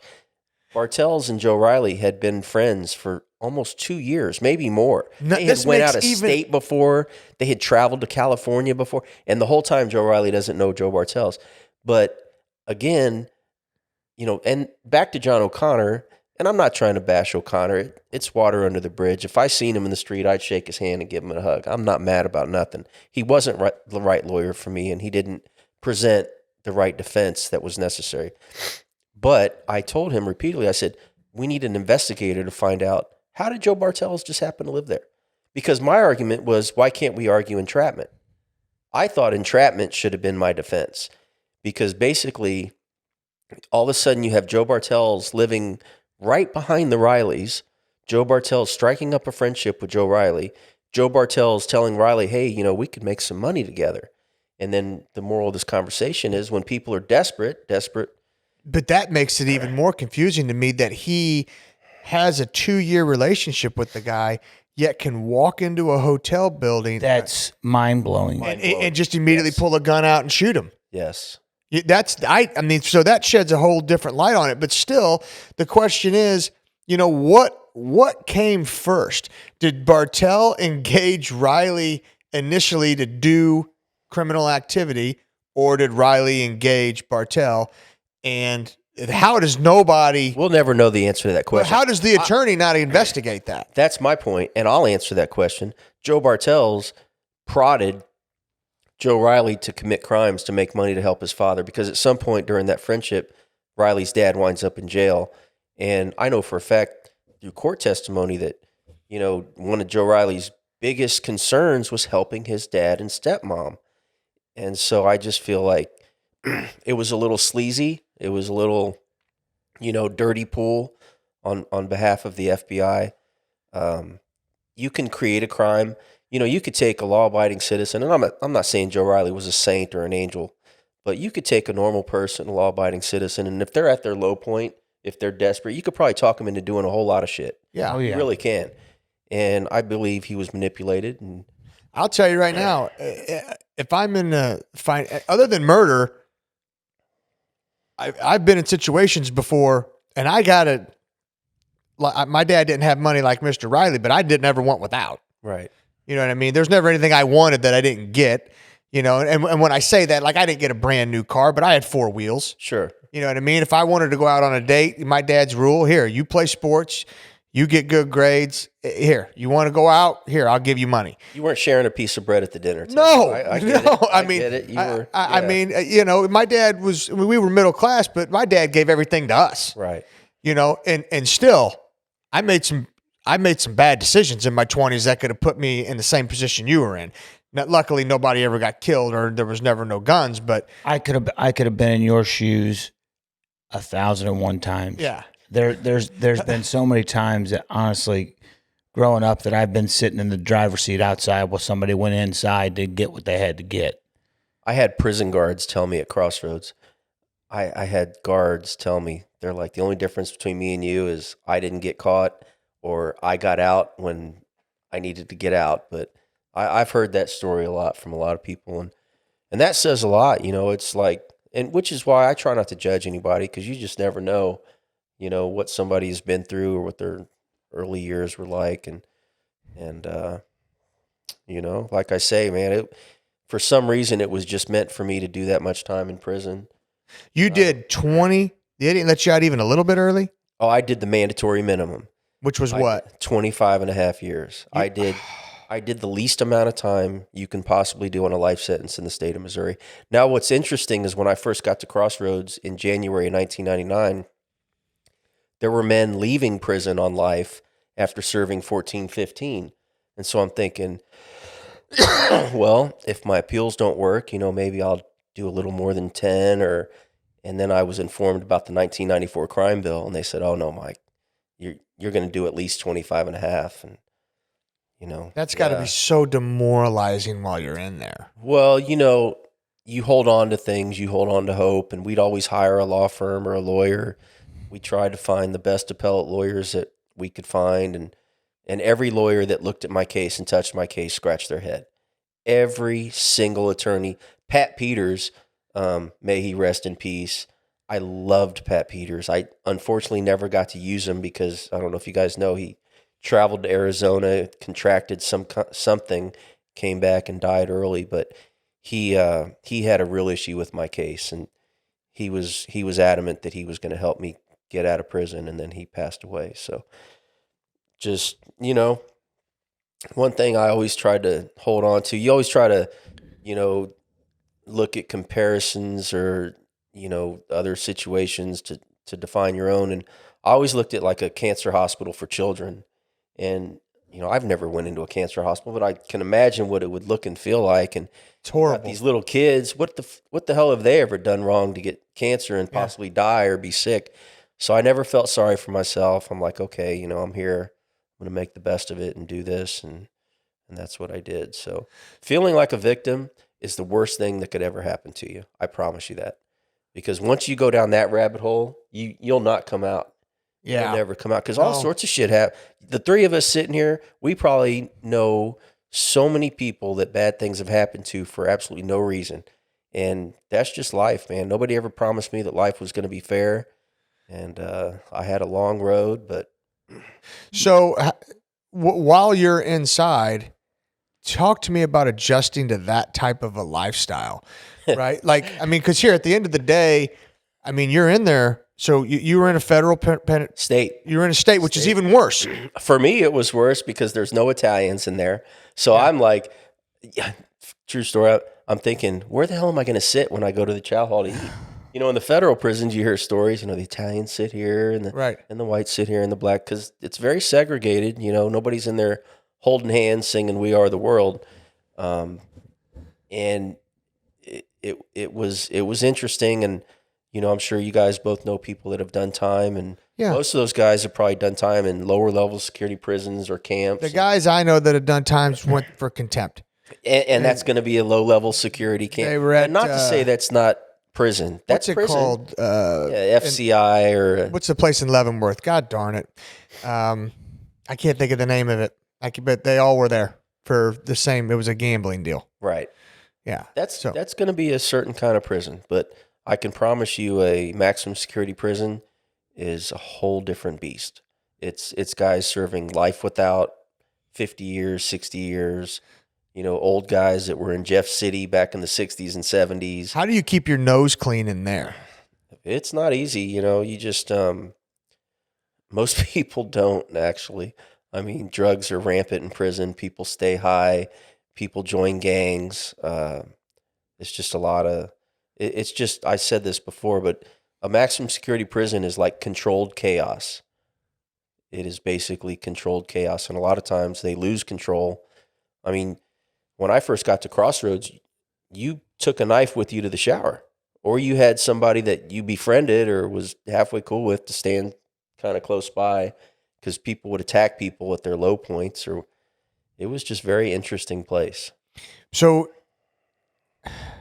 can you, do they allow you to just keep to yourself and be left alone, or is there this constant, like, probing, I guess we would say? Oh, they're going to probe you.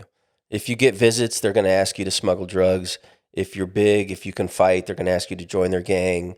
If, it's just a bunch of grown men, some sociopaths, some psychopaths, some just very creative individuals. So it's just... and so when you tell them no...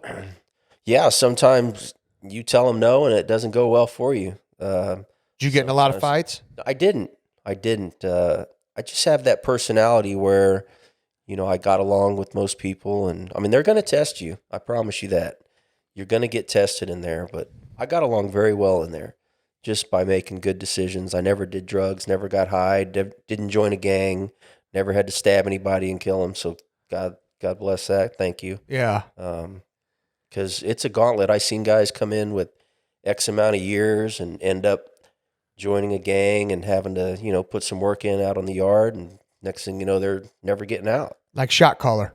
Man, I just watched that movie. I'm going to tell you what, if anybody wants to watch the most real prison movie outside of Shawshank Redemption, watch Shot Caller. Yeah. That movie had me up half the night. That's real. That's maximum security prison right there. Right. Well, they embellish a little bit here and there, but yeah, just like Shot Caller.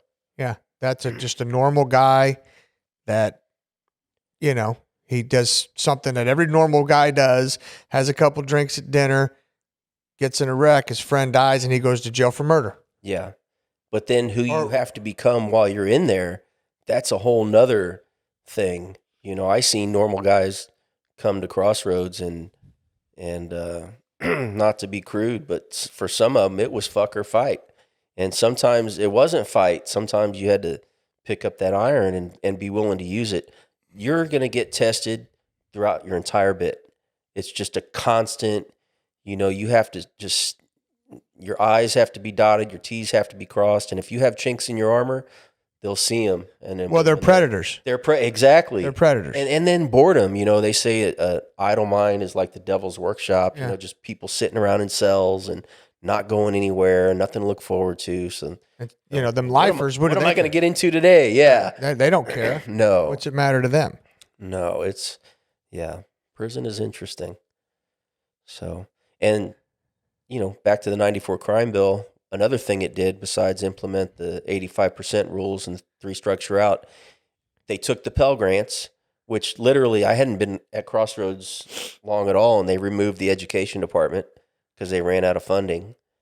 And I'm thinking, why in the hell would you do that? Wouldn't you want, I don't care if you're serving 1,000 years, put guys in a classroom during the day. Give them something to do. Give them something to do other than get into stuff. So what was your day like? A normal day for you? I always worked. I wasn't going to sit in that cell. If they called rec at 5 a.m., I'm going to be out there at 5 a.m. Every day I went outside, went to the gym, worked. So I just what did you do? Moving. What kind of job? I was cameraman in the visiting room, worked in the commissary, worked in the gym. I just always found something to do.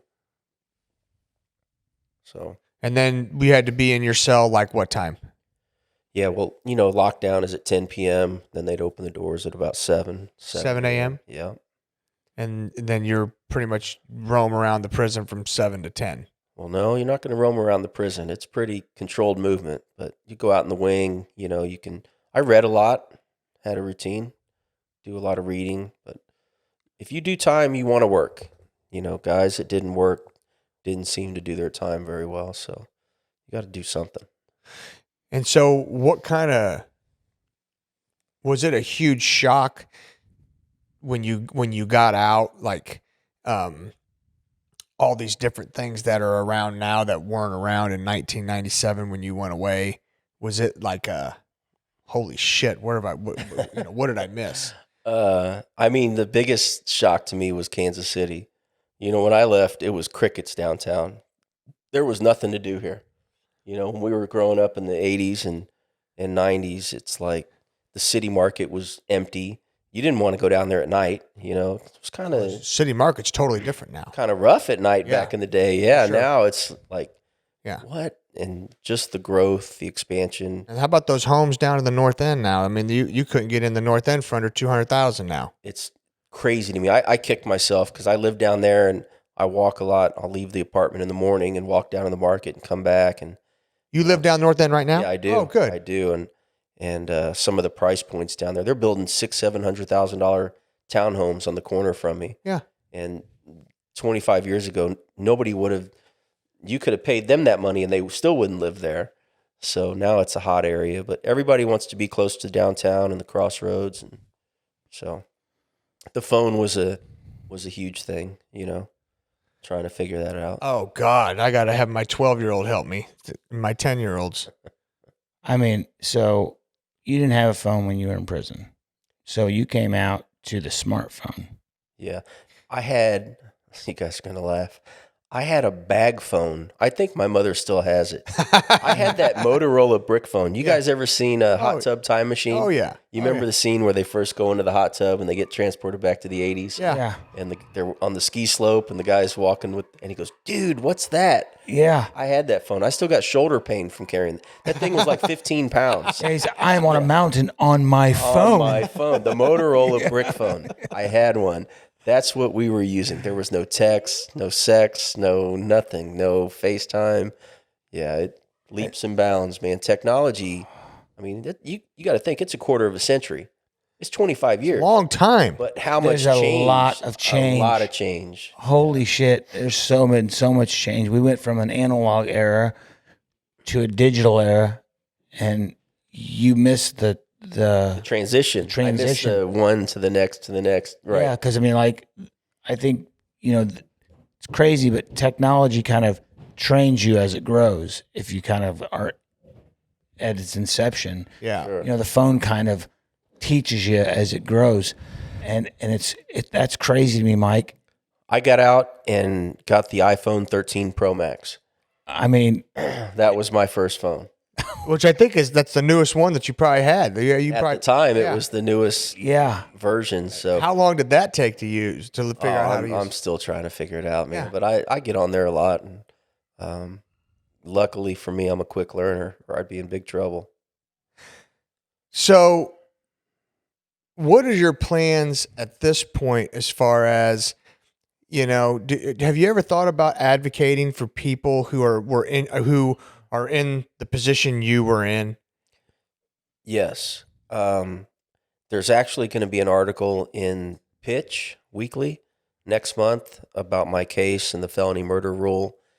I talked to some guys that are still at Crossroads who I had become friends with. One of the guys in particular, we worked together in the gym, and he informs me that there's bills that are being written by politicians in Jefferson City trying to address the felony murder. A lot of states took felony murder off their books. California revisited their felony murder. Kansas, I couldn't have been charged or tried in the state of Kansas like I was in Missouri. Oh, really? Yeah. What's the worst that could happen to you in Kansas? So Kansas had an interesting case. The saxophone, he and another guy committed a robbery, and a member of law enforcement shot and killed his co-defendant. They charged him with felony murder. He goes to prison. The Kansas Supreme Court said when a member of law enforcement kills the bad guy, right, the perpetrator of a crime, they're doing it in the line of duty. That's not murder. So, I don't know. Michigan. Well, here, that one guy that cop's in jail now, and he was come on, Drew. What's the guy's name? DeVulcaneer. You haven't heard about this guy? Oh, yeah. Yeah, He shot a guy in the line of duty. They put his ass in jail. Yeah. You got to be crazy to be a fucking cop nowadays. No, I wouldn't dare do it. If I see police officers out And if I can have a conversation with him, I want to ask him, man, why? Why would you do it? I mean, I'm thankful for him. You know, we're not exactly anti-police. I'm not anti-police at all by any means. I'm with you. I don't know how they do what they do for that pay. Well, they don't make shit. 30, 40,000. And everybody hates them all of a sudden. They make more than 30 to 40,000. You think? Yeah, What do they make? You can make a good living as a police officer. What do they make? What's the highest paid police officer make? I mean, it might be up in the north of 100,000, 120. at Really? base. Yeah, Frank. Are you serious? Yeah, and Maybe a captain, not a guy on the street. I mean, starting out, I can tell you that it's not that they can live. They're doing just fine. I bet it's 60 or 70 starting out. It's not a lot of money. No, I understand that. I understand, but when inflation has kind of screwed things up quite a bit, but from what I've understand is they just negotiated for a 30% raise. So I think our city That needs would it. get him to But 78. his argument is, why would you want to become a cop? You're a firefighter. People love firefighters still. I mean, 9/11, one thing 9/11 did was make America treasure firefighters. Like, people see you, it's a respected profession. After some incidents around the country, people now despise and hate police. And Well- it's become cool to say defund them and fuck the police. You're crazy. I was in a maximum security prison when we were short-staffed. I promise you, we do not want less cops on these streets. I almost guarantee you that. Well, You think 100%. the city is out of control now? I mean, just Well, think what it would be like. Here's the thing. The George Floyd thing is what really, like, the flame that ignited the United States. 100% agree. Okay, but here's the thing. You got a jerk-off cop who has a jerk-off face. I mean, you could look at the guy's face and say, this guy is a jerk-off. Agree. Okay? He takes Jiu-Jitsu 101. He goes knee on neck with his right hand in his fucking pocket and sits there until the guy dies. And nobody, not one other cop, there's three other cops. One guy's an Asian guy that's just got the most hateful look on his face. Okay? And then there's two other guys. Nobody, not one of them cops do anything. That's not entirely true. There is video footage of one of those police officers telling him, I think that's enough. Oh, I didn't see that part. Okay. Look that up. Okay. Don't take my word for that. One of those cops took issue with what he was doing and tried to, but he was new. He was like a trainee or something. He wasn't in a position to Grab him and say, get the grab him, fuck say, off man, him. get the fuck off him. Right. Don't get me started on George Floyd. He was already in the cop in handcuffs, already in the car in handcuffs. Can I be honest? I have to ask myself, can four guys be this stupid? And I'm talking about the cops. It only takes one guy being stupid. But here's my argument, and I would say this for prison guards too, because we had a lot of guards come into Crossroads that were decent men that treated us like men. We had other men come in there that you know for sure he got picked on in high school. Like, you didn't play sports. Right. You got the shit beat out of you. Girls Every didn't girl like you had got So now screwed you're by here with someone some else. chip on your shoulder and an axe to grind. Fuck you. Right. You're a coward. You're nothing because you have a little position of power. So you think our police departments need to be full of veterans, people that are trained to carry firearms. If you carry a gun and a badge, you shouldn't be a coward. You shouldn't be scared at the slightest, thing. You got the guy in handcuffs. Okay. Big fucking deal. If you're afraid of a black man in handcuffs, fuck you. You're a sissy. You got You're no a business sissy. being on the street. Come on, man. I mean, I agree. And so the guy dies, and this country erupts. And ultimately, you know something? If I'm Black America, I'm fucking pissed off too. I was upset Hold about on, it. I'm white America, and I thought, Yeah. how stupid are these guys? Agree. I mean, how dumb are you? Now, on the other hand, the dude in the Wendy's who beats the fuck out of the cop, takes his gun, runs off, turns and points, and then the cop kills him, and then a day later, that cop gets kicked off the force? No, I don't agree with that. That's bullshit. That was a clean kill. That was a clean kill. Yeah. He doesn't know that it's a stun gun or whatever it was in his hand. Hold on. Who knows? Let's say he stuns him. What's he going to do after? He has to kill him.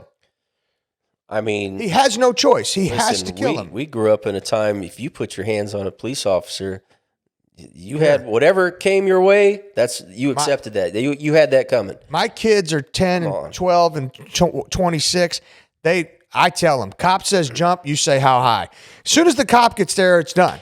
you're done. You're done. It's over with. You know how many times I've been in bar fights, pissed off, emotional, half drunk, and a cop shows up, and all of a sudden, Sober up quick, don't you? Yes, sir. Here you go. He was ready to take the whole bar on 5 minutes ago. Now all of a sudden it's yes, sir, no, sir. I mean, you know what I'm but saying? that's how how it fucking should be. stupid. I Yeah, mean, that's how it should be. and if you don't conduct yourself like that in front of a cop, you deserve to get a fucking hole put in you. I'm sorry. I don't care if you're black, white. And here, let's face it. If you can look at the statistics, it's more white people getting shot by cops than black. Yeah, they don't want to have that conversation. It doesn't fit their agenda. But that is a fact. That's all you got to do is Google it That is a fact. Well, unfortunately, and look at the numbers. people are lazy and they don't like to scratch for information. They'll take whatever is put in their ear, and that's what they go with. I don't want to hear it. If you conduct yourself a certain way around law enforcement, don't make them nervous. And if they take you to jail, go. Whatever. Just shut the fuck up. Worry about it later. It is what it is. Listen, I've been handcuffed and arrested dozens of times, and not once did I ever, get beat or thought I was going to lose my life. But I never disrespected police. I always let them do their job in a respectful way. And if I put myself in a position to be arrested, then I wasn't going to shame on me. Make my situation worse by fighting with them, or I would never even think about killing a cop. That doesn't get into my head. I got to be honest. I would never. The only way that I could go to sleep at night after killing someone would be as if I was in danger. Yeah, I'm not self-defense. Self-defense. Right. I'm not doing it for money. I'm not doing it because someone told me to. I'm not. I'm not doing that.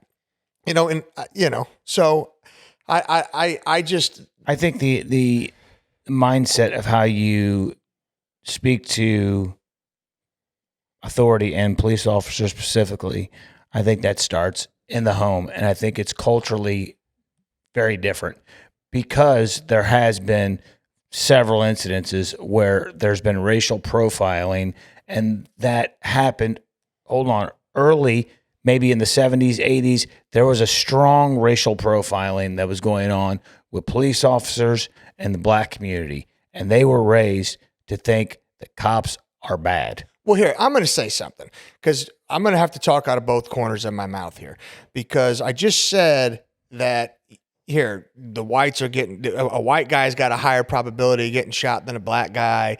And, if you don't conduct yourself a certain way, you're going to get shot. I don't want to hear the bullshit, blah, blah, blah, blah, blah. But I still think there is systemic racism in this country. I don't want to.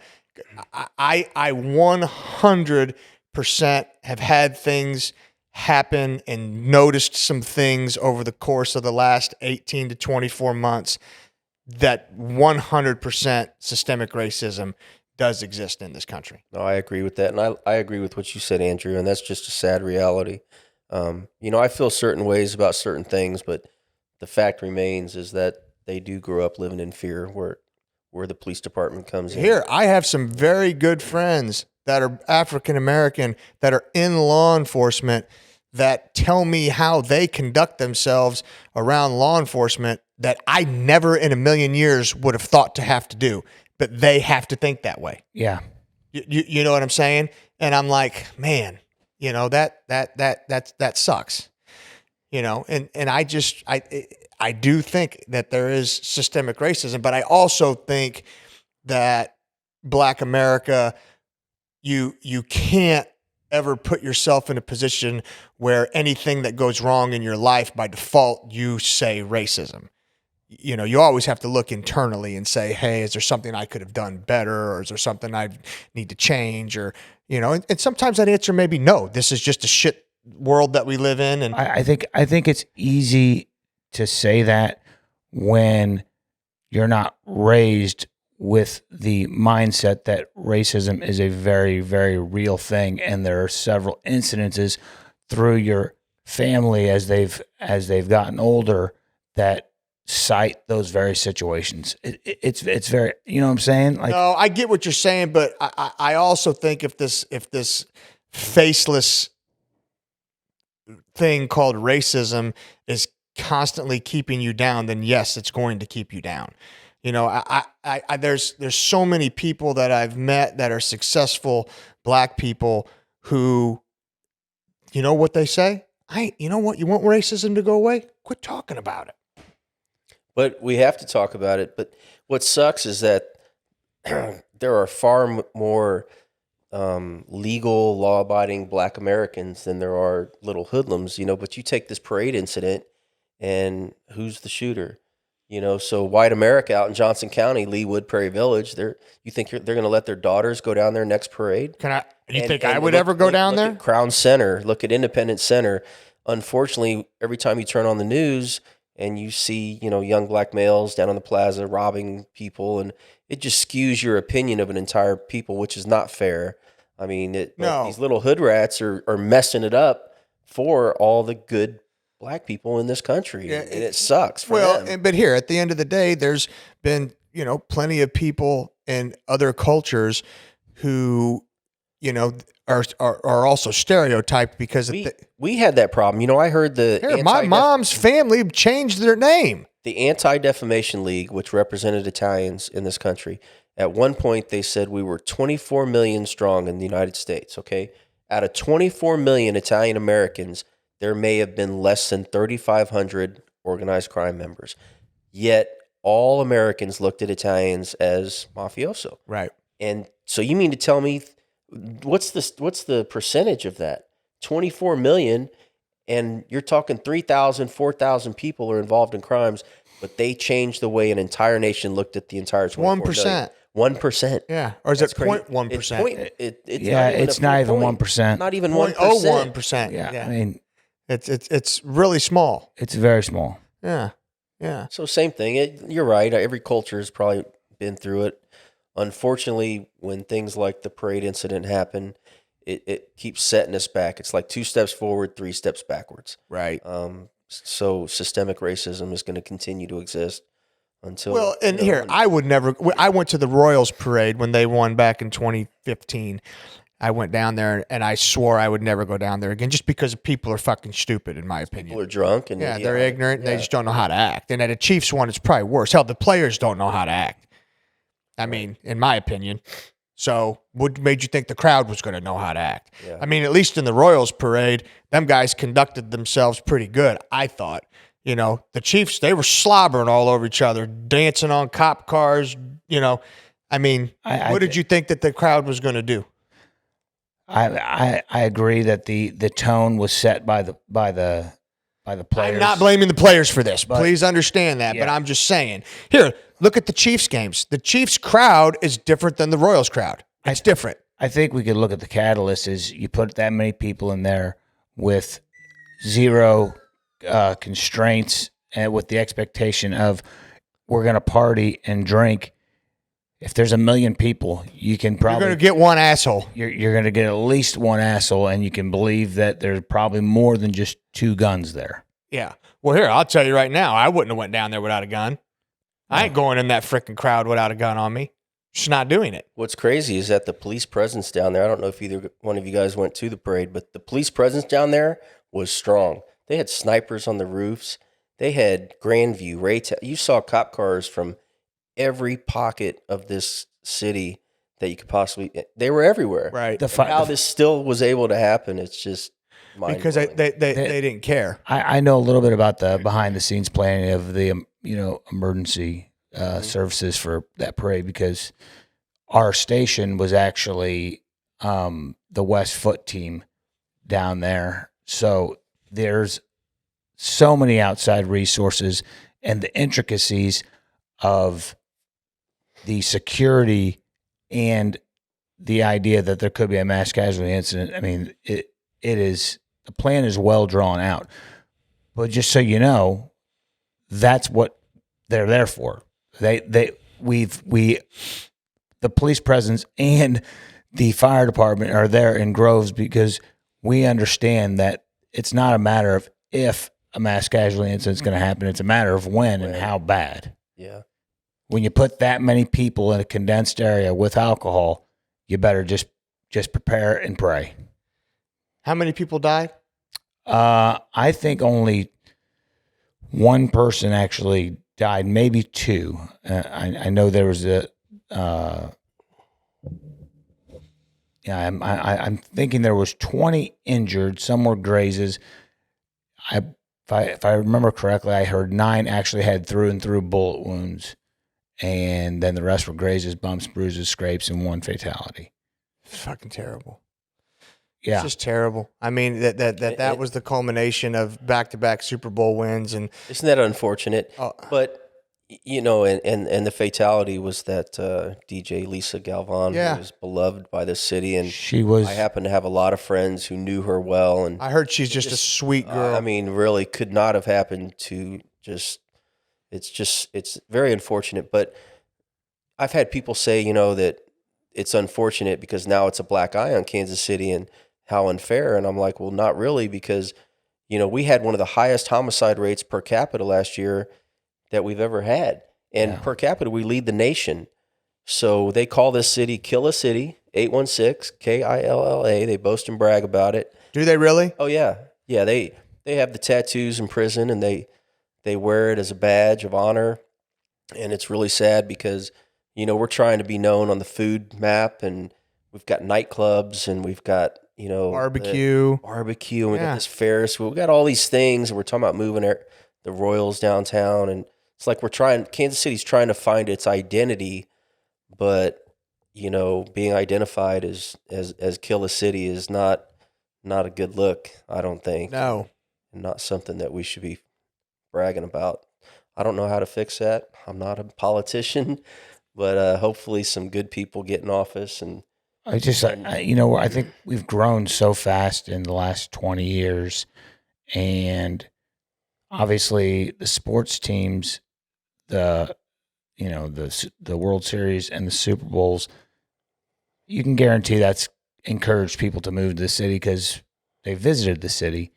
And I think the World Cup is going to do the same thing. Oh my God. Can you imagine? Yeah. Depending on what team we get, if we get Brazil or Mexico City, these people come out just in groves for soccer. You're going to see it's going to be Soccer's huge. Way worse than the parade. Yeah. When I say that the amount of people that are going to be here for that time to watch the games is going to be crazy. It'll be madness. It's going to be crazy. Yeah, I mean, there's a reason why the top paid athletes in the world are soccer players. I think the first one's Lionel Messi, and then the second one's Cristiano Ronaldo. I mean, it's going to test our infrastructure. Don't forget the women's soccer stadium that's going in right there by the north end. First women's dedicated stadium in the entire world. Right.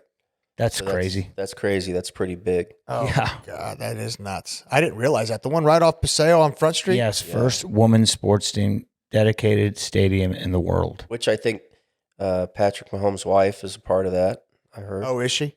I believe so. Good. Yeah. Tell Taylor to throw something in on it. Yeah. So, the parade shootings, the Crown Center shooting, the Independence Center, this shit's got to stop, man. They got to figure this out. If we're going to be hosting the World Cup, there's people that travel from around the world.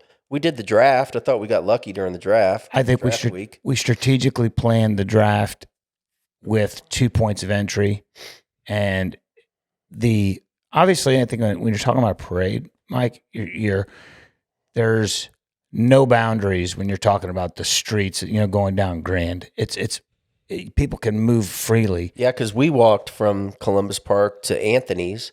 My cousin, who lives in Plano, Texas, she wanted to go to Union Station. I said, absolutely not. Right. That's a long. First of all, no. Secondly, no. A third, no. Yeah. Long way to get there. We're not going to be able to squeeze our way in, and then getting out, forget it. So we walked to the start of the parade, which was right outside Anthony's restaurant. But you're right, that was a lot of no way they could contain that. You can't contain it without just saying we're going to have a rally and the parade is a non-existent thing. Because then you can, just like they did with the draft, they had 2 points of entry. Right. And it was all condensed into that. Condensed. They did a great job. But yeah. To this day, I'm sure everybody else is saying the same thing. I just want to know why. Like, what the hell were they beefing about that they couldn't have caught each other later? I mean, like, seriously? You're going to get in a shootout in the middle of that many people? They don't care. I'm telling you. They're just stupid. Those guys are just absolute ignorant. you're not going to get away with it. No. Like, I don't care if you're rival gang members and this guy killed your sister. Catch him later. Yes. Catch him another. You'll You're see gonna him catch again. him with a million people around? It's a small world in a small town. I promise you will see him again somewhere. Yeah. It makes no sense to me. I agree. I couldn't wrap my head around I've done some dumb shit in my life, and I've made some bad decisions, but some of the things that these younger people are doing these days really has me scratching my head. Oh, yeah. Oh, yeah. So, to end, tell me,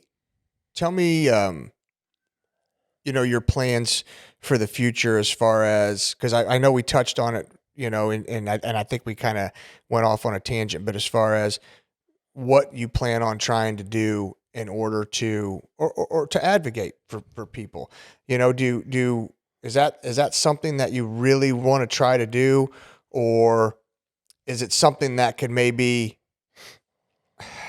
if lawyers are afraid to do it, is it something that you should maybe just say, hey, I don't know if lawyers are afraid to do it. I said earlier that my particular lawyer, John O'Connor, was afraid to tackle the FBI and their credibility. I think it's bigger than just the felony murder rule. If something needs to be done about this 1994 crime bill, it didn't work. The same way the death penalty is not a deterrent. People are still committing murders. Even if the state has a death penalty and executes, right, they don't seem to care. No. Kansas City having one of the highest homicide rates per capita in the nation, and Missouri will kill you. Missouri, Texas, Florida, they will kill you. Just those three? Well, there are 3 states that use their death penalty and don't have a problem using it.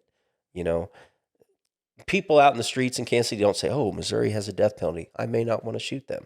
They don't think like that. No. So my point is the 85% of your sentence, this lock them up, throw away the key, long-term sentencing, truth in sentencing, it doesn't work. It doesn't stop people from committing crimes. Now, what will? I don't know. That's not for me to figure out.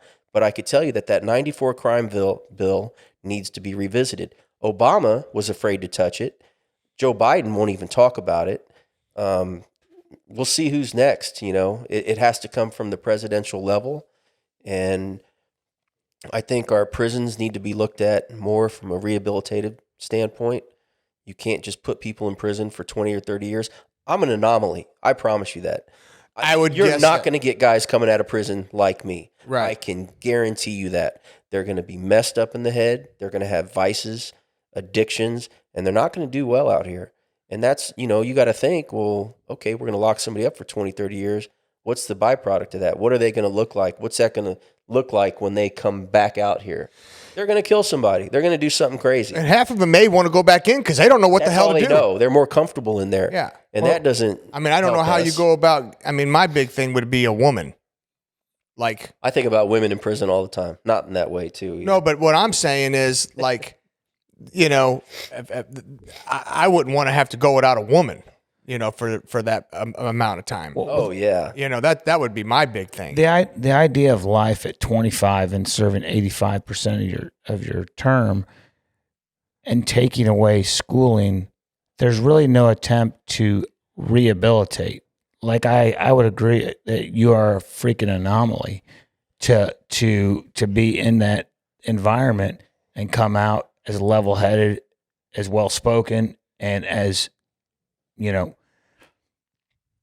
emotionally put together, refined and polished. I would say that. I'll tell you 2 quick things, and I know we got to end, but I'll tell you 2 things. So in the state of Missouri at the time, Fulton was the diagnostic center. So whatever county jail you come out of, you go to Fulton, and from Fulton, they then send you to whatever prison you're going to go to. So I had 3 choices: Potosi, Jefferson City, or Crossroads. And I picked Crossroads because it was close to Kansas City, not knowing. It's not like Jeff City or Potosi would have been any better, but so we leave Fulton in a van, and I'm sitting there, and you're cuffed and you're shackled, and you're like, I'm getting ready to go to a maximum security prison. So I'm looking out the window, and things start looking familiar to me.